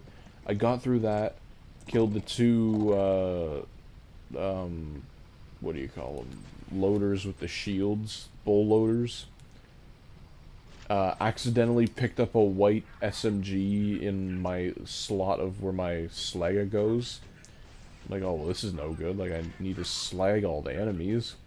Open my inventory, game crashed. And I'm like, that's gotta be the quickest crash I've ever experienced in this game. And I'm like, okay. I don't know why I told that story, but I did. You're not what I want. Longbow Singularity. You got any more for me? Oh. A little bit more. Not anything spectacular, though. Moving on. I wonder if Borderlands 4 will also have the auto loot pickup thing that they introduced as an update for Borderlands 3. Where I don't know if you need to beat the game to turn this feature on, or if it's just you can use it as a new player. I don't know, because by the time they added it, I had already maxed out my character. But you could set it so that when you picked up certain rarity of item, like I think you couldn't set it to legendary, but you could set it to purple and below. If you were to pick up a gun of that rarity or gear of that rarity, it would auto sell it for you. I don't like using that feature. I usually keep it off when I play Borderlands 3, but I understand, you know, where they're coming from for that. I can understand the use case for it. If you just want some cash fast, you don't want to take everything back to the vending machine.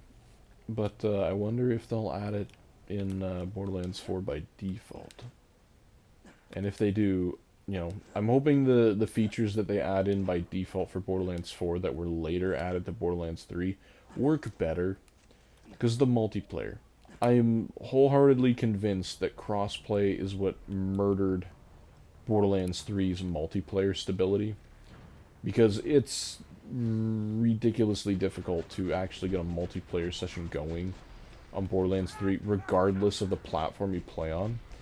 And I don't remember it always being that way. Like, I remember you could just go into the match browser, or like the quick search thing, and then just find a game pretty quick. I mean, you know, there was more people playing the game when it came out versus now. But it was quick, and you didn't have to worry about the game crashing when you did. Now, you have to worry about that, and I'm pretty sure it's because they added crossplay. because the game didn't always have it, and then, you know, kind of glad that they did, but also it kind of just doesn't work. Like, you may as well have not added it because multiplayer barely works now. So, but they started with crossplay in mind when making Borderlands 4, so hopefully that's all gonna work fine. Because it's sad when the Borderlands 2 Vita multiplayer is more stable than Borderlands 3 on modern hardware. Even Borderlands 1 on the PS3 runs better and supports voice chat better and all that. Ooh, he kinda just spread everything out that time, didn't he? This is unlike you, Bunker. You're doing modern console things. Having varied item drop places. Using too much processing power. Relax, it's a blue item. We have gotten literally thousands of them. You don't say. I don't know why the voice lines for these characters, like, yeah, like the loot in awe thing. I don't know why they don't kick in when you look at legendary stuff. Maybe they do, but it's not as common. Never finished Borderlands 3. I'm guessing that's because of the story, the villains, some of the writing choices, perhaps. Yeah, I definitely took my time finishing Borderlands 3. It was not like, you know, I gunned through it and was enjoying it and I wanted to keep playing more. It was, the gameplay was fun, don't get me wrong. Like, I love the gameplay of Borderlands 3 is. Many do, but the story is a decent amount, yeah. The story is what, like, I don't want to have to tune out 80% of the game to be able to enjoy it. I want the story to add to my experience, but yeah, it was a little too real world, I think. Too modernism, right? Like, they introduced vlogging and teenager-like enemies who just wanted to build a following with that. And it shows, and the humor was too much. It's kind of like what happened with Marvel. They had very natural humor in their writing before. Wasn't too, like, it wasn't a plethora of it, but it was smart when they did use it. And then now modern things, they kind of just like dump it in whenever they get a chance, and it's so cliche and just so forced. It's not good. And the same thing happened with Borderlands 3. It didn't need to have all that, and you might have played too into Claptrap being annoying. Oh yeah, that was the thing. Did you see in Borderlands 4 they added a special sound slider specifically for Claptrap? So you could mute him out completely if you want to. I wonder how that works for, like, when you're paying the voice actor, because, like, you could pretty much just turn his whole performance off. Does he still get paid for that, or what? I don't know. But yeah, Claptrap could be... Thankfully, I mean, like in every Borderlands game, he's kind of there for the beginning part, and while he could be a little obnoxious there, he's not really in the game past that.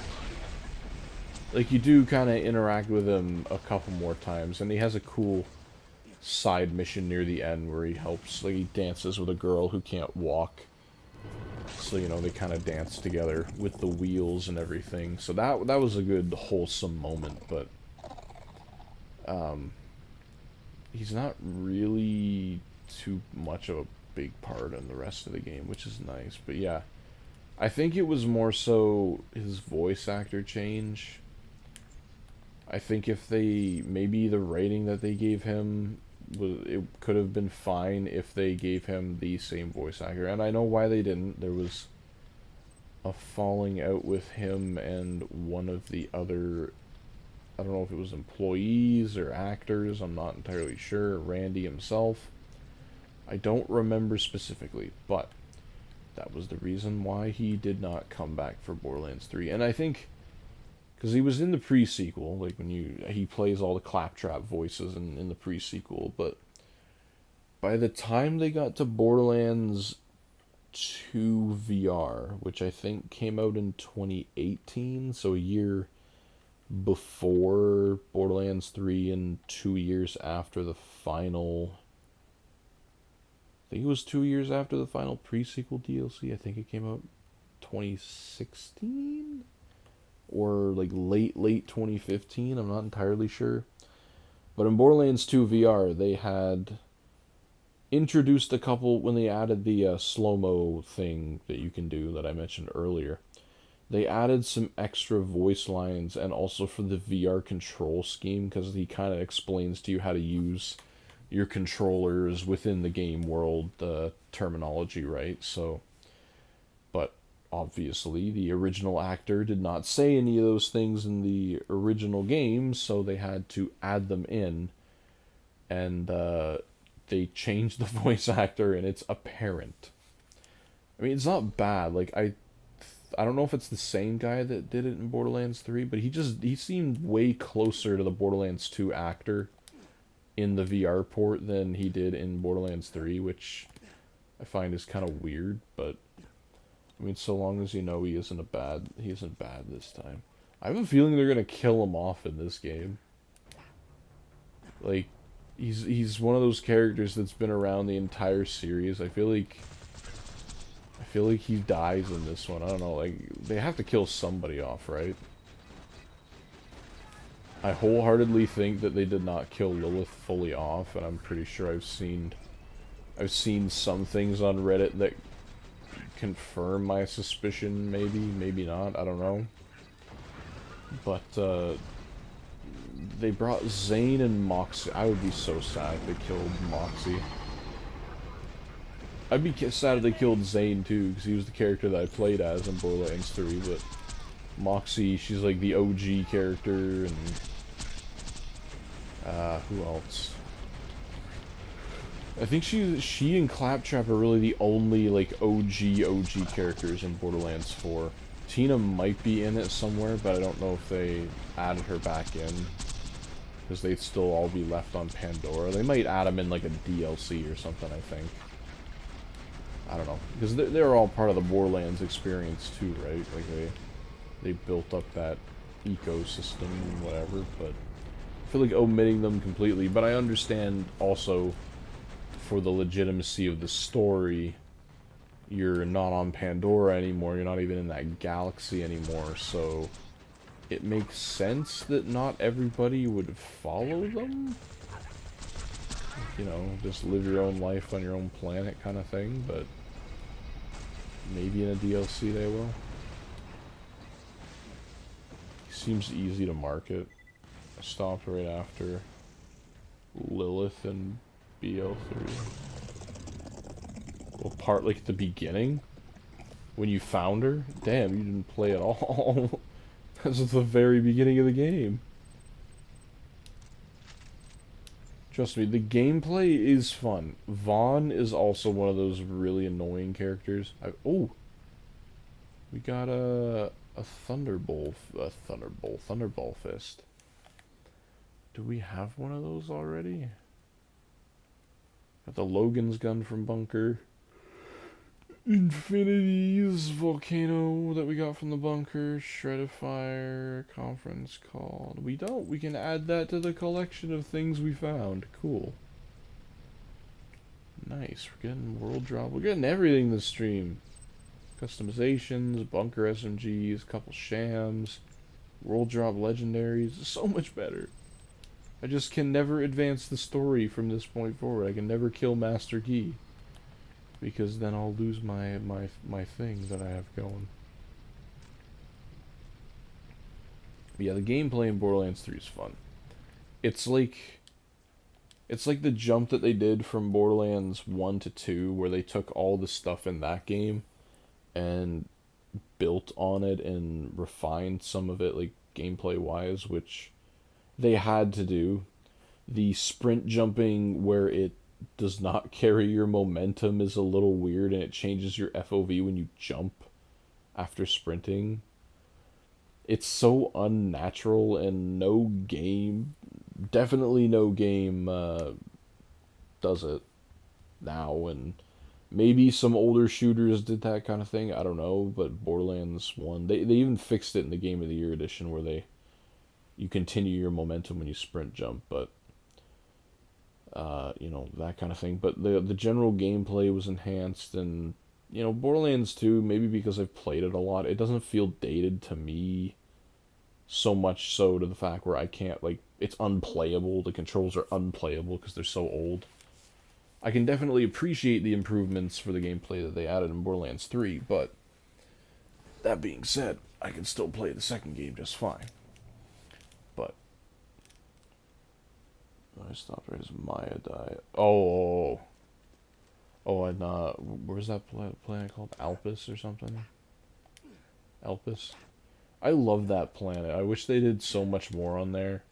It was such a cool looking area. I love, again, colors. Love colors. I love the purples and the blues and everything that they added for there, and the lighting. Like, I played Borderlands 3 on the PS4, and that's pretty much predominantly where I play it now anyway. Oops. And even for a PS4 game, I know the performance wasn't great on there. She kind of struggle a bit to run stuff if you got a lot going on when you're max level, but it's still a really pretty looking game on last gen hardware. They really did a good job at mostly maintaining a 30 frame per second objective, but also having the game use a bunch of particle effects, and the textures look really nice, and I think a lot of that kind of leans into the fact that it's the comic book art style too, right? The cel-shaded art style, so you can create that timeless feeling, but, even on the Vita, I mean, compared to some other games, and definitely games of this size on the Vita, which I think there are very few, if not nothing. Like, keeping the kind of graphical fidelity, if you could say that in this game, that might not... Those might be two words that don't exist for the vocabulary when describing this game. The graphical fidelity is still really impressive with the size of the game on here, and I think that's largely due to the fact that it is, cel-shaded. Even Borderlands 1 on the PS3 may only, plays at 1080p or renders at 1080p, but might display at 720p. I don't know. It still looks great. It's such a timeless classic, and the cel-shadedness. That's what I'm afraid of when Borderlands 4 comes out, because I've seen, images and mild gameplay of it, but, like, how do you advance that graphical style without it losing its charm? Because what most people would think is to make it look more realistic, but keep the cel-shadedness, but then you can only do that so much before it's no longer cel-shaded and it's just, like, realistic looking, right? Like, I know you can add better reflections, like, different bit mapping, so you can have metal actually kind of look like metal, and, sand grains looking like sand and whatnot, but at what point do you get the game looking so realistic that it's no longer Borderlands? And I think Borderlands 3 kind of struck a good balance between realism and comic book look. I still love Borderlands 2's visuals, especially when you're playing on a device that can actually handle them, so not the Vita. But like, I love the lighting that they were able to do, and because it's an older game, it runs phenomenally well on anything that's not a Vita, and looks the part too. And even Borderlands 3, like, it, metal looks like metal. It's got like a sheen compared to other textures. Like, water looks pretty good. Particle effects are really nice. But it still feels like a Borderlands game just by looking at it. But Borderlands 4, some of the outside areas, like in the grass and everything, it's kind of teetering more on the realistic aspect.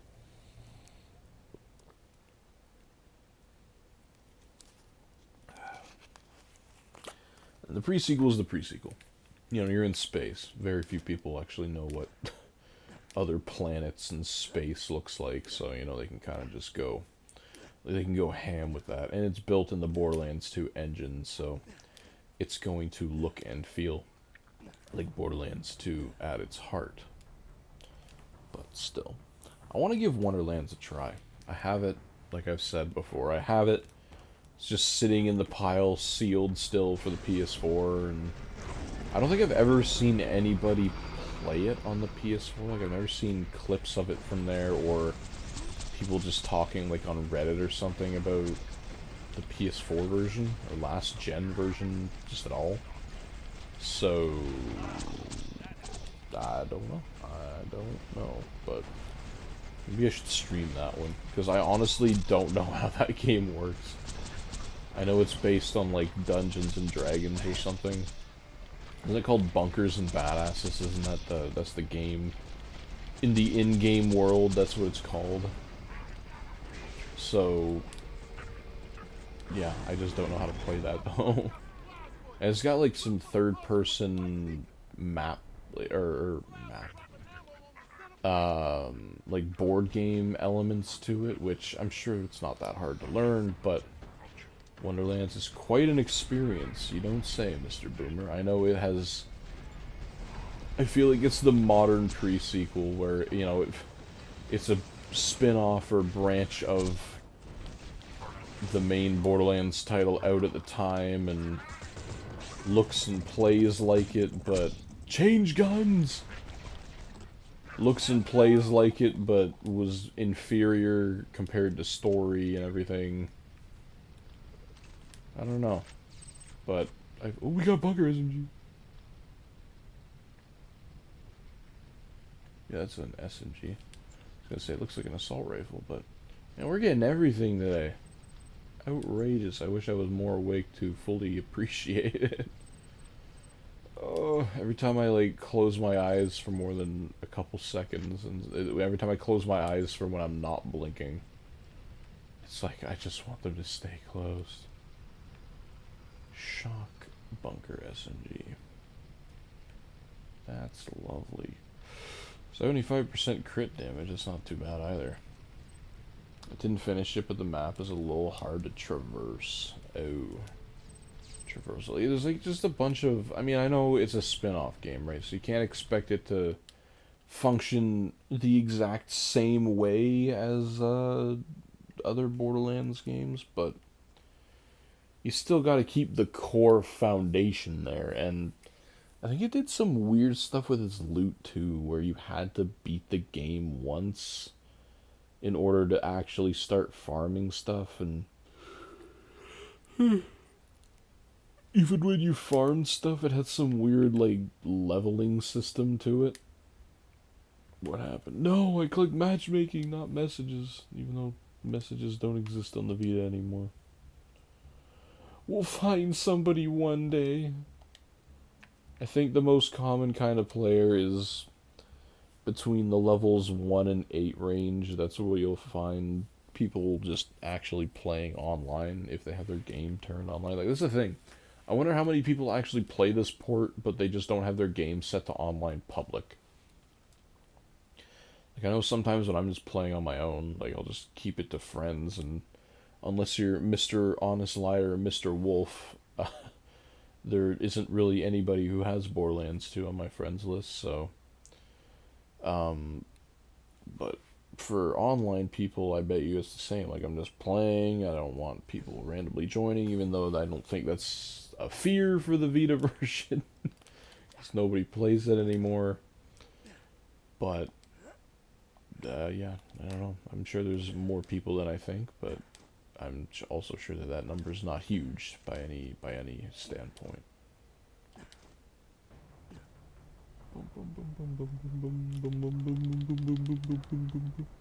Mr. Boomer, you a console guy or you a PC guy?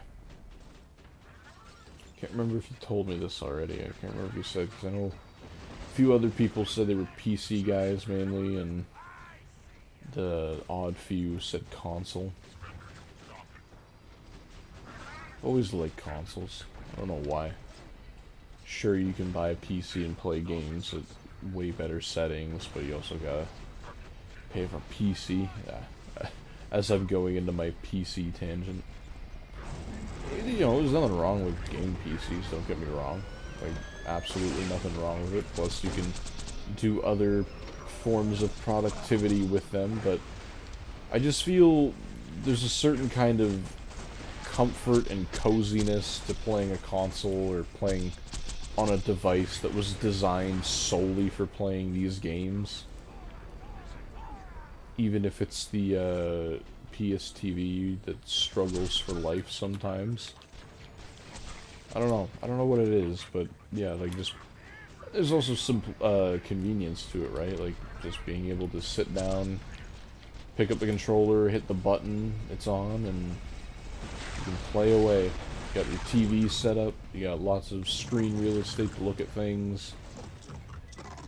Probably a better speaker system if you've got a speaker system. But I got a lot of retro consoles.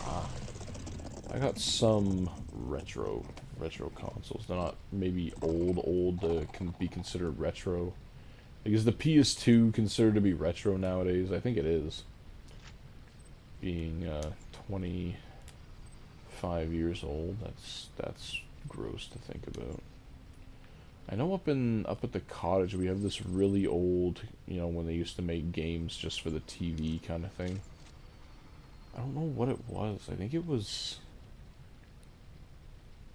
it wasn't like Coleco. Can't remember what game it had on it. If it was just like one game or it it was just like a one game TV box game thing. Wasn't didn't have like a game cart slot on it or anything. But it was interesting because the controllers, while not wireless because it came out in the 70s, definitely not wireless, it sat in like this little rectangle thing, right? And the TV tuner was in the middle, and probably some couple other buttons are on the middle and everything. But the controllers sat on the sides, and they were also like little rectangle, almost like half of a TV remote length size, right? And they had like a little lever thing on the top. Presumably to move your game up and down. Probably was a Pong or something, now that I'm thinking about it. I think it had like a little button that looks like it would engage a bomb sequence on it too, but you could remove them from the actual unit itself and like hold it. I don't know if this is probably more common than I'm making it seem, but I mean, they're still wired to the thing, right? Like, you know, you're not being able to run into the front yard and play this thing. But I had the Spider-Man plug and play. Good man. I see those everywhere at Value Village. All those old plug and play. We had an Atari plug and play. I feel like that was a really popular cheap toy trend to do in like the mid 2000s, where everything was modeled around an Atari joystick looking thing, and then you just kind of branded it what you want it to look like Spider-Man or Wolverine or something.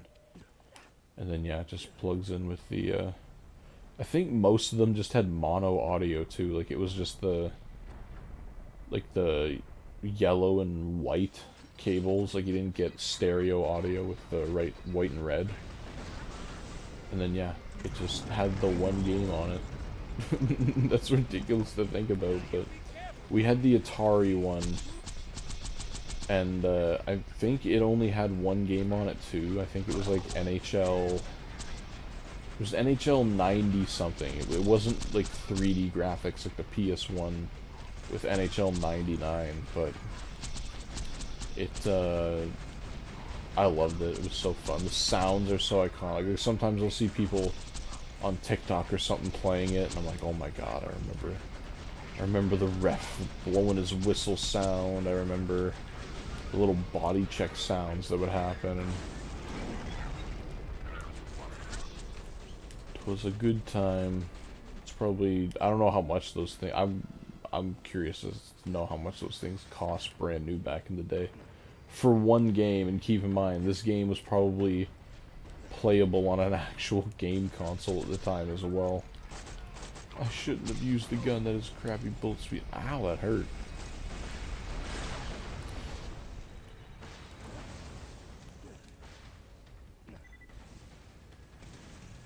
But, yeah, because if those things were like $40, it's kind of a rip-off for one game. Well, I say that, yet games, they weren't cheap back then either. Like in the 90s, they were still around the $50 mark, I think. Mr. Wired Dragon, welcome, my friend. How are we? People still play this on the Vita? Insane. I mean, I still play it on the Vita, so I guess that qualifies me as people, but I don't know. I'm not sure how many others play it on the Vita. We have one friend, Mr. Honest Liar, who was gracious enough to play the entirety of TVHM and UVHM with us through the multiplayer, so we got plenty of multiplayer gameplay circling around on the internet of this port, which I am forever grateful for. There he is right now, actually, in the Borderlands. Don't know what he's doing. But, yeah, we're Sham farming. We're trying to become the first people on the planet, to my knowledge, to obtain the 94 Sham on the Vita version. So, we're playing on the PSTV. It's the only thing I have that's able to capture Vita output, video output, that isn't modding or emulating the thing. I'm gonna head to bed. I think my brain has been fried with anatomy. Yes, please rest. You need your rest for your test. That rhymes. Yeah, I'll go for like another 20-25 minutes. My eyes are dying right now, but I only get to stream once during the middle of the week, so we gotta use the time when we have it, even if it means sacrificing some sleep. But for you guys, for something to watch. I remember playing this on the Vita back when I was in middle school. This just popped up my recommendation out of nowhere. Recommended out of nowhere. Damn. I mean, it's good that the videos or the streams are getting thrown out there too. Like, YouTube's doing the algorithm stuff properly. We had the one night, it was a couple farming streams ago. We had 179 people in here concurrently watching. Destroyed the previous record of 62. But yeah, people were saying, like, I think some dude said he was watching something about Vikings, and then this came up in his recommended, and then some other dude was watching something about SpongeBob. Mr. Boomer, that's when I joined. Ah, yes. We have built a community because of that one stream. It was really cool.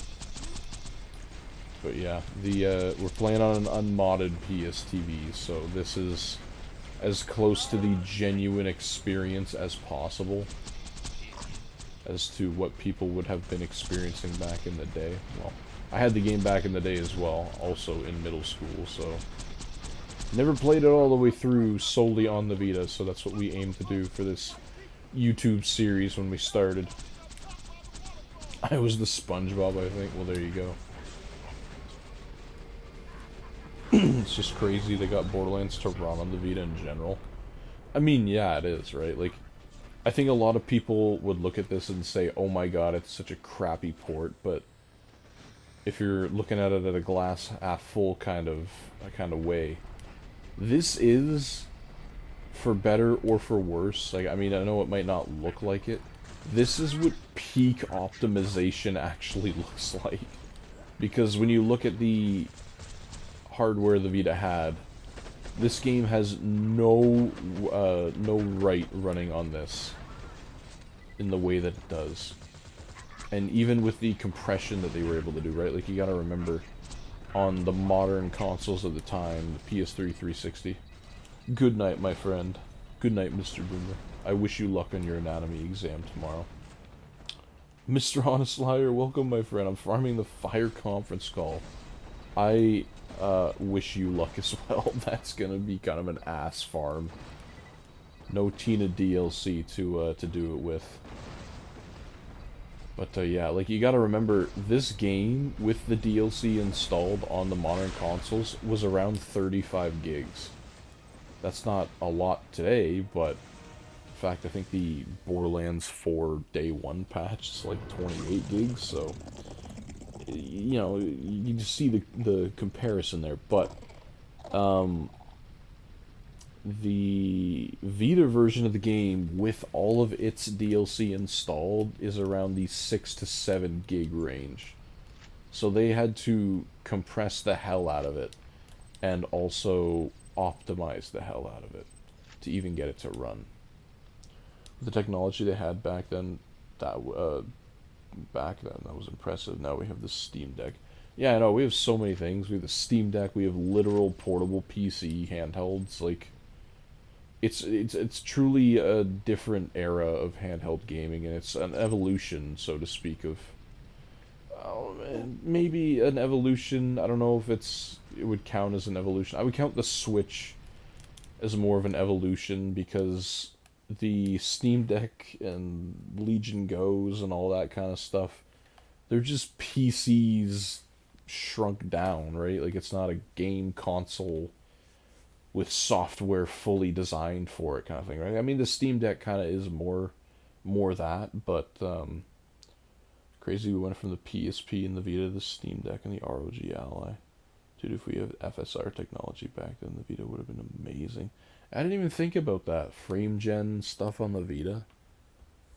I mean, you still need to design a chip that's capable of that, because it's not like FSR is a cheap technology, A, both to develop for, and B, in terms of resource cost for the CPU. But, I didn't even think about that. If especially if you could get an efficiency thing going too, right? Like, because the Vita, old handhelds struck a great balance between games looking really good and performing acceptably, but also you got battery life out of it, and also the thing was portable. There's a difference, or pocketable, sorry. There's a difference between portable devices that are portable and then portable devices like the Vita that are pocketable. That is something that has definitely been left behind. And the only thing that's really pocketable now is your phone, I guess, right? But I still don't like gaming on a phone. They're not really designed for it, and there's no cooling in phones to keep up with gaming. FSR barely uses any resources. It's good to use on lower resolutions. Upscale. Okay, I guess the upscaling too, right? Internal resolutions. I don't know.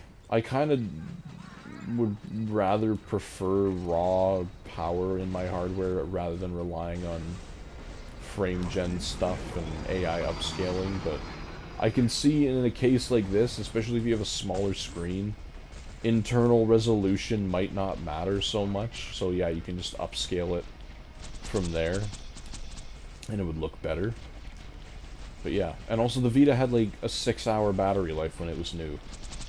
New PC handhelds today, good luck getting a 6-hour battery life unless you mod the thing and put in like an 80 watt hour battery, so... But yeah, it's truly an evolved technology. Keep seeing rumors that the PS6 will be kind of like a Switch thing, kind of like has a home console, but then you could also get like a portable companion, kind of like what the PS4 and the PS Vita tried to do. I don't know. I have a feeling if Sony were to do handheld, they would lean more towards what the Switch does, because they tried out the whole companion standalone device with the Vita, and since it wasn't selling well, they're like, alright, PS4 is our top seller, focus everything on there. It was different with the 3DS because the Wii U flunked, so they had to put everything they had into the 3DS and make it successful. Where's the Sham? Shouldn't be complaining, we got 2 or 3 Shams already today, so... We've been spoiled, but like one more before the night ends would be nice. You know what, if the PS Portal comes out with PS Vita emulation, I could see frame gen and upscaling technology being useful. Would it even need it, though? Are you talking like a new PS Portal, or are you talking like the current one and people figure out how to mod it? Because I know yeah, like the current PlayStation Portal is like... not very powerful inside. Like, it has like an encoder chip and a small amount of RAM and some tablet processor. Like, enough to decode video signals and upload button presses. Like, it doesn't require a whole lot to do that, but um yeah, I think they got PSP. Somebody modded it way back when to run PSP titles, and it would just probably boil down to how well you can get the emulation going. Because yeah, you got to remember software optimization is also a factor, right? But I wonder if it would be able to just kind of run the games even without frame gen or anything. I know it 100% can emulate PS Vita titles, or at least use the cloud to play them. Yeah, that's the thing, is that Vita titles are kind of stuck on the Vita. It's kind of turning into a PS3 situation where I know there's some games that got re-released, like Gravity Rush got a PS4 release, Helldivers Original, while it wasn't designed exclusively for the PS Vita, has, you know, there's other ways to play it, and it has crossplay, which is pretty cool. It's the only game, to my knowledge, that where you can have a lobby that has a PS Vita player, PS3, PS4, and PS5 all in the same game with cross-gen voice chat. But like games like Uncharted and I think Freedom Wars, it got like a PC port recently too. But Uncharted, Killzone, there's probably a few others that I can't think about right now because my brain is fried. Like those are all stuck on the Vita, and I know you could emulate them on the PC, but still, Vita emulation's not the most popular thing in the world. Not to say that it would require a lot from a PC to be able to do it, but still. Oops. I don't want to be having to navigate and use a crappy emulator. I don't know. I think the whole reason they don't do that is maybe for like licensing costs. Like, it's the same reason why you don't see Sony releasing every single PSP game that ever existed on the PlayStation Plus thing, because certain licensing agreements have expired, and you can bet your ass that they don't want to pay for licensing fees again, so no game. But I also just kind of wish Sony would do what Xbox does and just let me put the game disc that I already own into the console and have it play. They wouldn't get money off of it because, you know, why would we do that when we can charge you to play the game, or charge you for the ability to play the game you already own on your modern hardware? So, Killzone Mercenaries needs a re-release. It really does. It was such a great game. The greatest example of, you know, designing a game for the Vita, optimizing the hell out of it, and it still looks like a PS3 game at the end of the day. Like, it's insane what they were able to do with that title. And the multiplayer was really fun. The game was so goddamn fun. Yeah, like, I think, did they revive the multiplayer? Did some group on Reddit revive it or something? I think they did. But, because I remember doing the multi. I mean, the bot zone still works. I think you gotta buy the bot zone separately, unfortunately, still. But the bot zone was pretty fun to play, and the multiplayer was really, really fun to play too. Emulation is fine. Depends. I'm trying to play Bad Company using Xenia 360 emulator. It's bad. Just thinking about using RPCS3 since PS3 emulation is more stable. That's the weirdest thing to me. Is that, like, I mean, again, that it just shows how important software emulation really is, right? Like getting a good emulator, because on paper, the 360 should be able to be emulated infinitely better than a PS3. Yet the PS3 emulation scene has been far more developed so that the emulator actually works properly and most games will run alright on it. Xenia is the far from complete, yeah. Exactly right. And I'm not saying RPCS3 is perfect either, because there's some games that actually utilize the whole system, like the original Uncharted. I don't know if it's really that playable on the emulator quite yet. Like, you can get it to run and everything, but I think it'll run at like 15 frames or less. And I'd imagine that goes for the other Uncharteds as well, because they were an evolution of that. So, it's like, yeah, you can emulate, and emulation's free if you have a boat handy and are ready to sail the seven seas. But it just, keeps giving a reason to own the old consoles, especially if those games haven't been made available on modern solutions like the PS3. There is a whole catalog of PS3 games that is stuck on the console. So yeah, I need to keep it around. Sony has not made an effort to really have me play the games that I want to play on the modern stuff, outside of a very, very few of them on PlayStation Plus. And this is the other stupid thing, like, I really hope on the PS6 that you can download PS3 games and play them locally. Like, that's a whole scene that the consumer has never seen before, or never experienced, right? Because, yeah, you can download PS2 games, PSP games that you want to stream from PlayStation Now, or whatever they call it now, I guess, the Essentials catalog, or Premium catalog, or something.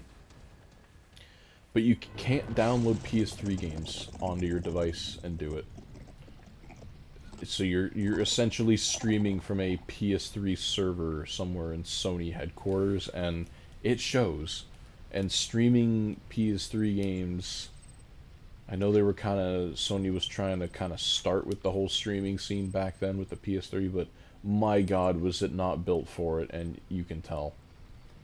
So it would be nice if I could download the PS3 game locally and then just run it on my machine and emulate it. Because I bet you it would probably still be better, even on a PS5, it would probably be better than streaming them. Emulation's perfectly fine, to be honest. Companies keep delisting games like Bad Company, and for people that want to play it need to emulate it in general. Yeah, I mean, like, game companies get so cross with the end user where they're like, oh, you're pirating my game, when in reality you're like, well, you took it off the store. You're not making sales on the used copies that are only in the wild anyway. Why are you getting mad at me? Like, I want to play this game, but you have made it virtually impossible for me to do it. So I am resorting to other methods to play the game. And you're the big company. You're in control of these things. Make it happen, or don't complain when I make it happen, right? I don't know, I think that's another reason why everybody loves the Vita, and I'm sure you can attest to this, is that it's an emulation machine. You can emulate so many things on it. And I mean, I know you need to keep your expectations in check, because at the end of the day, still a PS Vita, still has the power of a PS Vita, but, emulating N64, Dreamcast, Game Boy, PSP, like the PSP emulation was already built into it, I think, and then how Adrenaline works is that it just puts the interface to the emulation, per se, and obviously lets you load in any PSP file that you want, because not all PSP games were available on the Vita store. But, and there's other things you can get. Like, I remember playing Cave Story on it. I'm surprised. I'm sure not many people have heard of Cave Story. It's an old game by this point, and I loved it as a kid. But, I'm surprised Cave Story never got a PSP or a PS Vita official release. Like, it got a DS and a Wii release on the eShop, or on the the Wii Store, the DS shop. So like I'm kind of shocked that it didn't on the Vita, but like you can play it through RetroArch and it runs beautifully. I think somebody also tried DS emulation at one point on the Vita, and that one kind of struggled.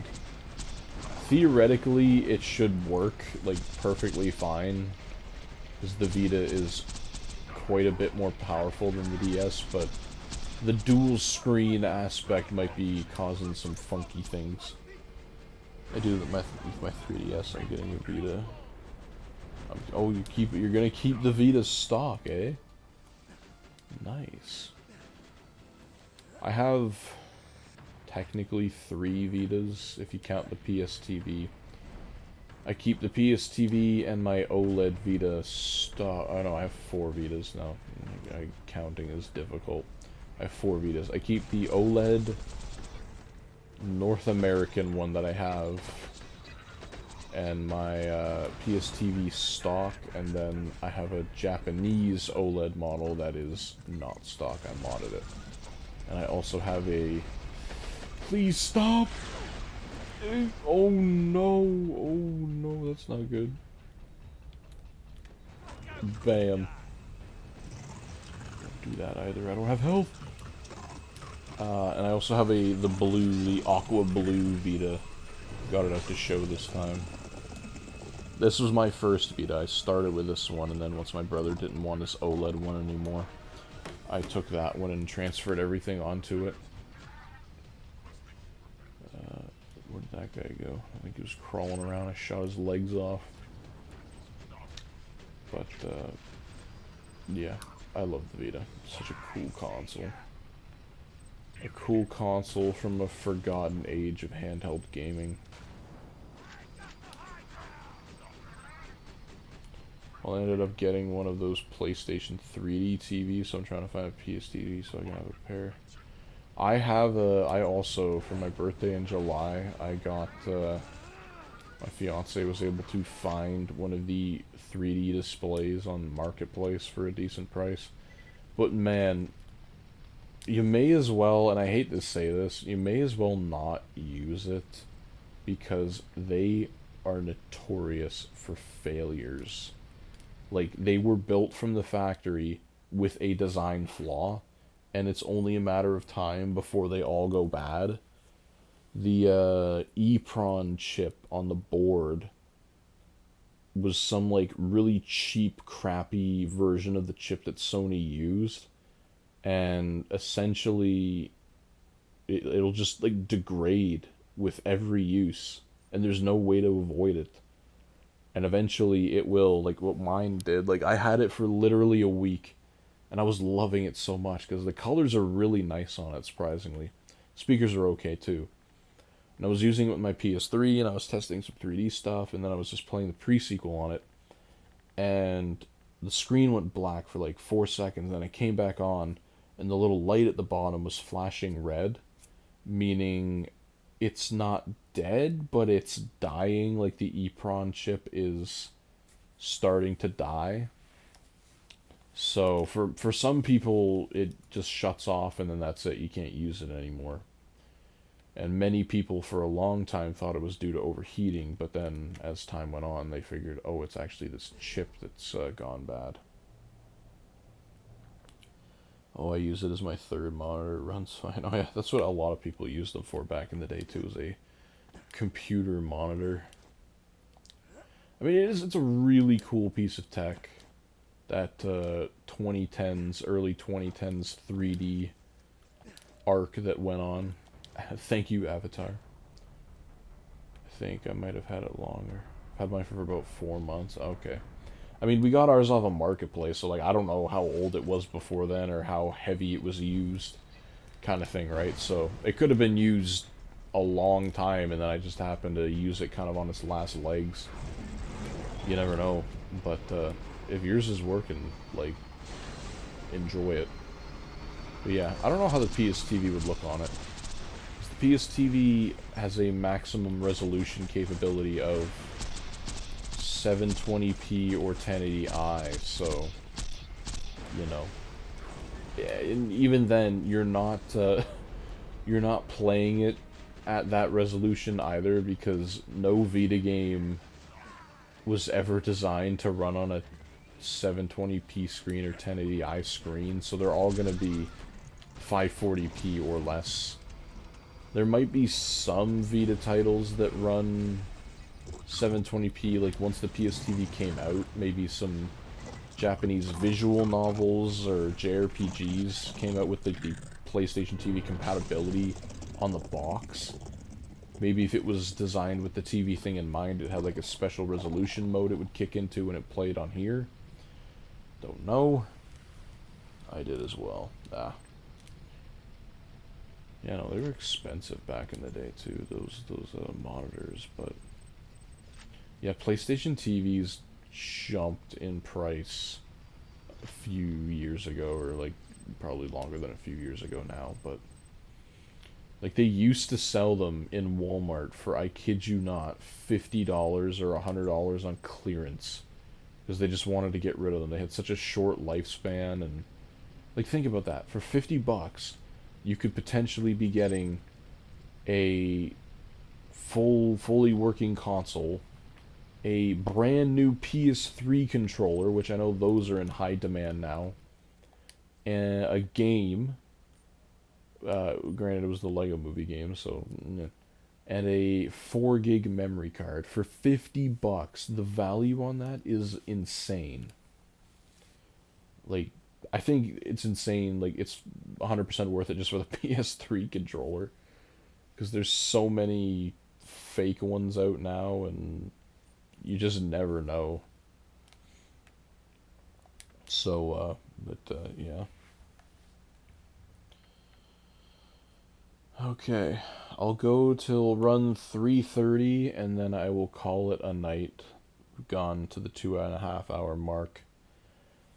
I am struggling to stay awake right now, so we're nearing the end of tonight. But we made some good progress. We got 2 Shams, I think. We got them back to back. We got 3 bunker SMGs, and we got 2 of the customizations, and we got a World Drop Thunderball thing, so not a bad pull for today. Not bad at all, so goody gumdrops.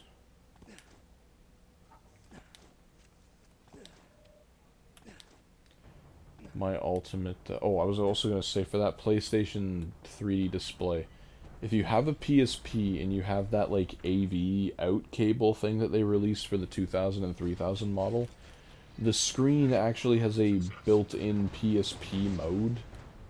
So, because if you've ever tried to display a PSP on like a regular TV, whether it's through some HDMI to AV method or just straight into the like component inputs on a TV, the menu, like, you know, the system menu will run fine. It'll full screen, it looks okay. But once you get into a game, it shrinks it on the screen to its native resolution. So 240p looks really small on a 720p or 1080p display. So, and the 3D monitor is 1080p. So what they did was that they added a PSP mode that it would automatically kick into when it sensed the PSP was plugged in, and basically it just zooms the thing in so it's like full screen. It's not anything special on paper, but it does make a difference, and it looks pretty nice too. Like, it doesn't distort the image or doesn't look all pixely when you do the full screen. It looks really nice. I don't think there's any kind of upscaling technology going on in the TV to make the image look crisper. There might be. There might be some, like, filter thing going on. But, you know, it's just nice that they included it. It was part of that Sony ecosystem back in the day.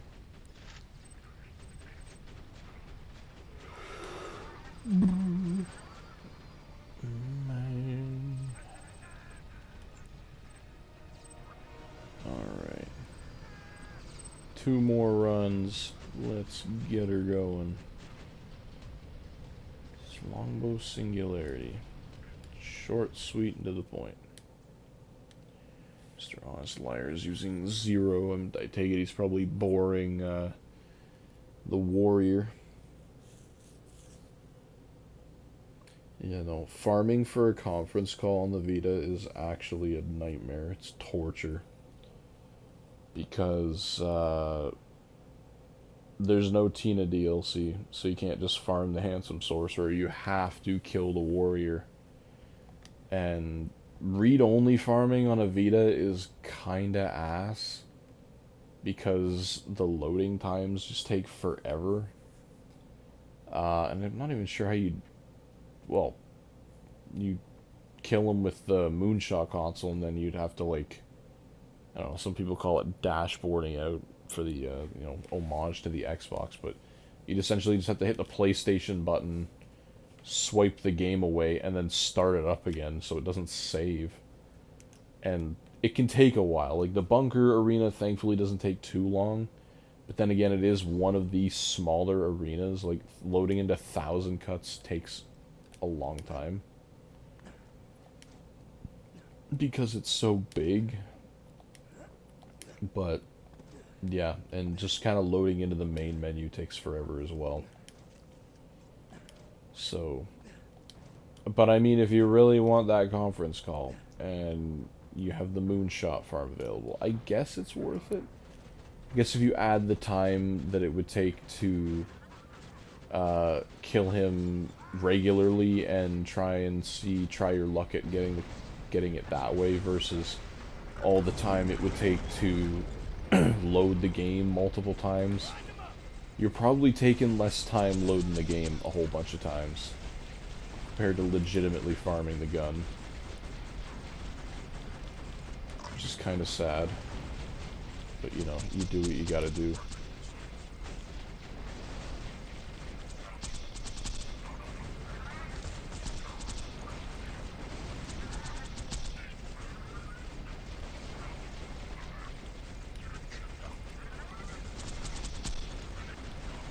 I think there's going to be a gun in Borderlands 4 that relates to Handsome Jack at all. I feel like that would be cool. Like, I know people don't want him back, or I feel like there's some people who do want him back, but most people don't want him in the 4th game because, you know, keep him where he was. He was a great villain.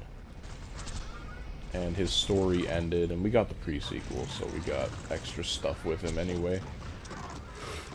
But, it'd be kind of cool if they added, like, a gun in that kind of called back on him. Mr. or Mrs. Veridux? Did I say that right? I think Jack is dead, like, gone. Yeah, I think so too. Like, you know, if you ever played Borderlands 2, he gone. I don't know.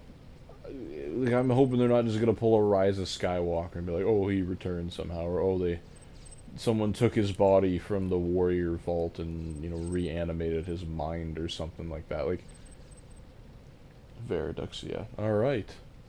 Welcome. Mr. or Mrs. Don't want to misidentify. How's it going tonight? How are we? Or today, depending on where you're coming from. Everyone's coming from every nick of the woods. How are you tonight? Are you waiting for Borderlands 4 as well? Oh yeah, you betcha. Pre-ordered the game early August, end of July. So I've been waiting. I mean, anticipation is the game. Mr. Veridux, alright. Anticipation as the game, you know, gets closer to release date. Obviously builds up that excitement level. Kinda wish it came out in the summer when I actually had time to play. But, you know what, if they take the extra time and make a good game, then I can forgive that. But, you know. So, yeah, I'm anxiously waiting. I've heard from people online, because some people in the UK have got it early, actually. Have got the disc. That the pre-day one patch version of the game actually doesn't run too bad on base consoles, so I'm alright, like just below 60.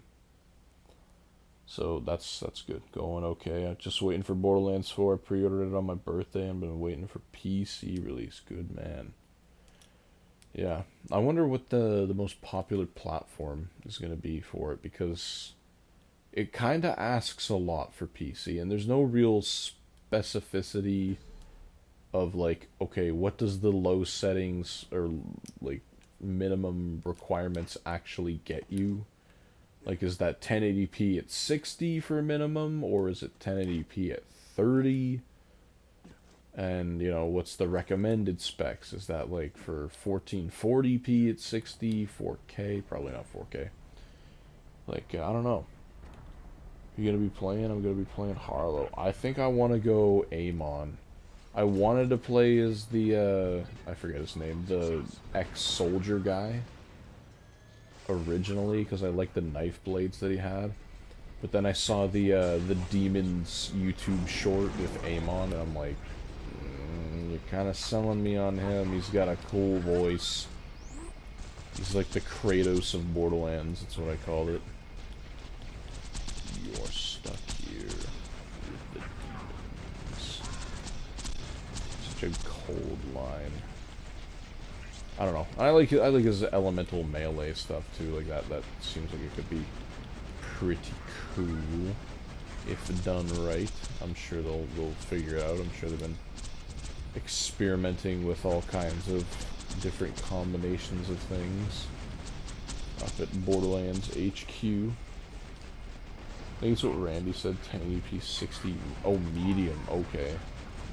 I mean, that's to be expected, I suppose, right? Like, minimum hardware. I think he also said something about like hard drive too, like, you know, you'll get hitching if you're using it on a hard drive compared to an SSD, and I'm like, do people really play modern games off of an actual hard drive anymore? You know, people use a hard drive for storing games because you can buy pretty decently sized hard drives for pretty low prices and store them there, but most of the time people will, you know, transfer the game off of there before they actually won't play it. Transfer it onto the SSD, do some hot swapping. So, but yeah, he's like, if you're trying to play it on anything below the minimum spec, it'll be a miracle if it works at all. I'm like, alright, most games are able to be played underneath their minimum spec. Maybe not well, but like, they'll play. But if you're telling me that anything below the minimum spec will need a miracle to run, what is the minimum spec? I don't know.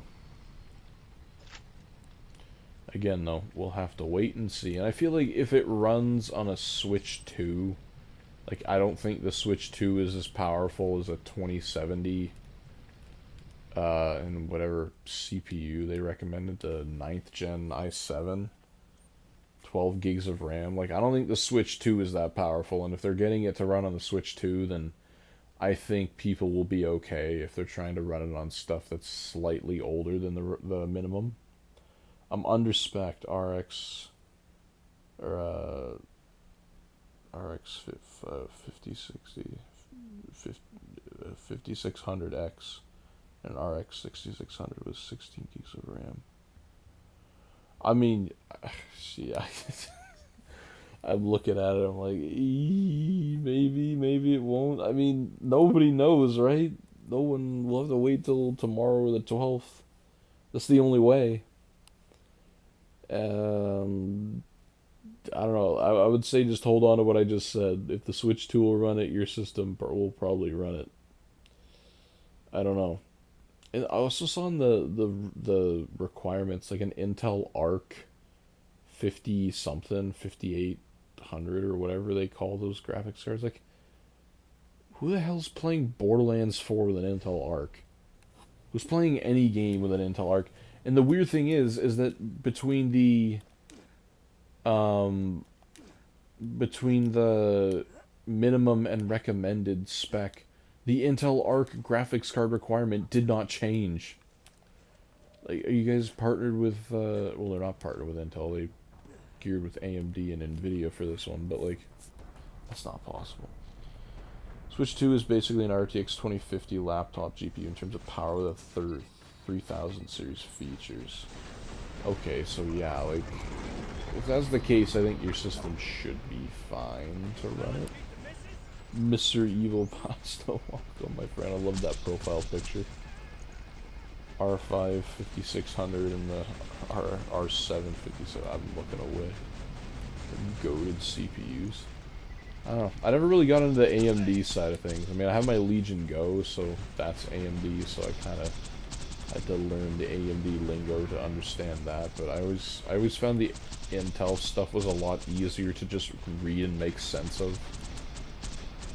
The i3, i5, i7, that, you know, makes sense. The higher up you go, the more powerful you get. And to some extent, the AMD stuff is like that as well. But, you know, the 12 300, I don't know if these are real numbers, 12 600K or like 1300 or 1400, that defines the generation of the CPU, right?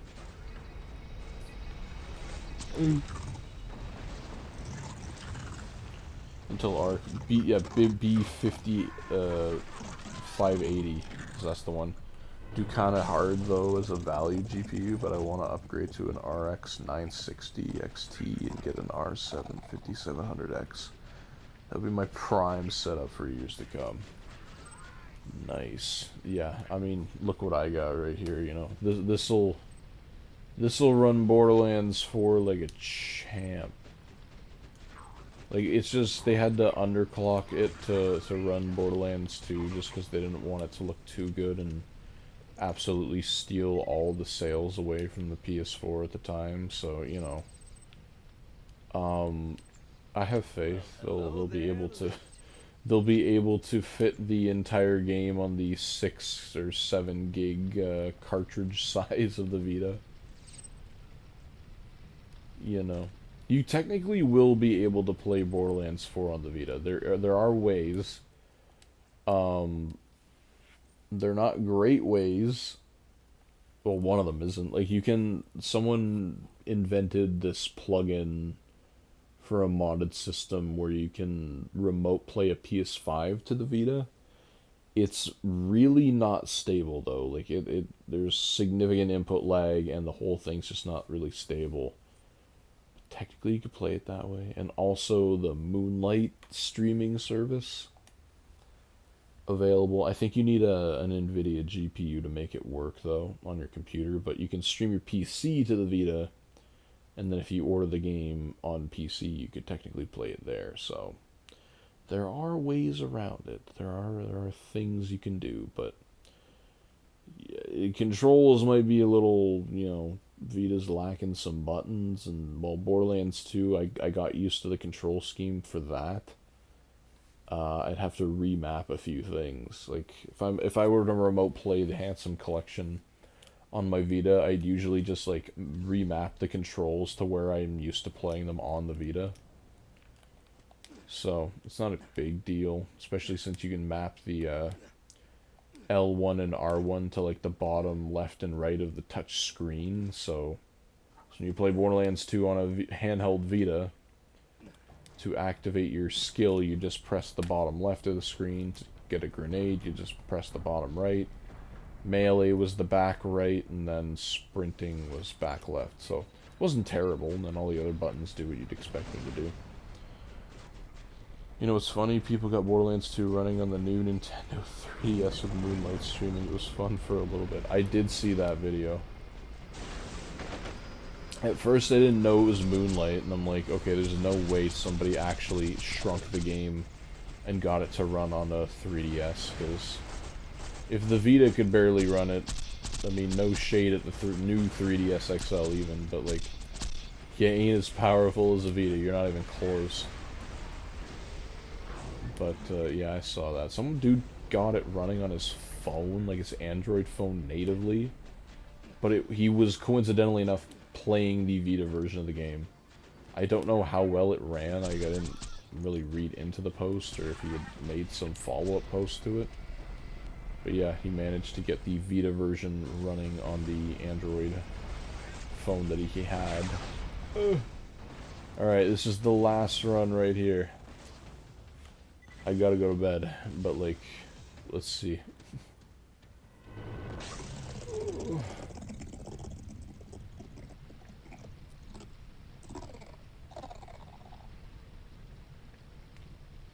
Customization. Woo! I love having the 3% stolen from other things I actually want. I think if you get the customization, not that they're going to go back and update the game or anything to add this because I wanted them to. If you get the customization, they should take it out of the loot pool. You've unlocked it, so you can't obtain it anymore. If you haven't unlocked a certain one, then keep it in so you can get the chance to drop it, but still. Top Neo, where are you? Hello?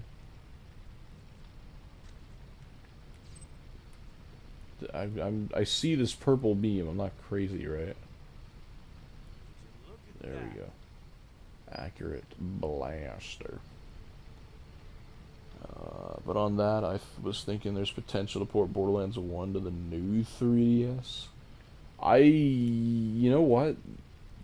I don't think so. Mainly because I think at some point during the Borderlands 2 development process, they got wind that the PS Vita was coming out, so they made a port for it. Or they had it maybe in like the back of their minds, like, okay, we're gonna make a port for this system. Because, you know, word about the Vita started coming out in like 2010, 2011, and then it came out in well, no, it came out in 2011, sorry.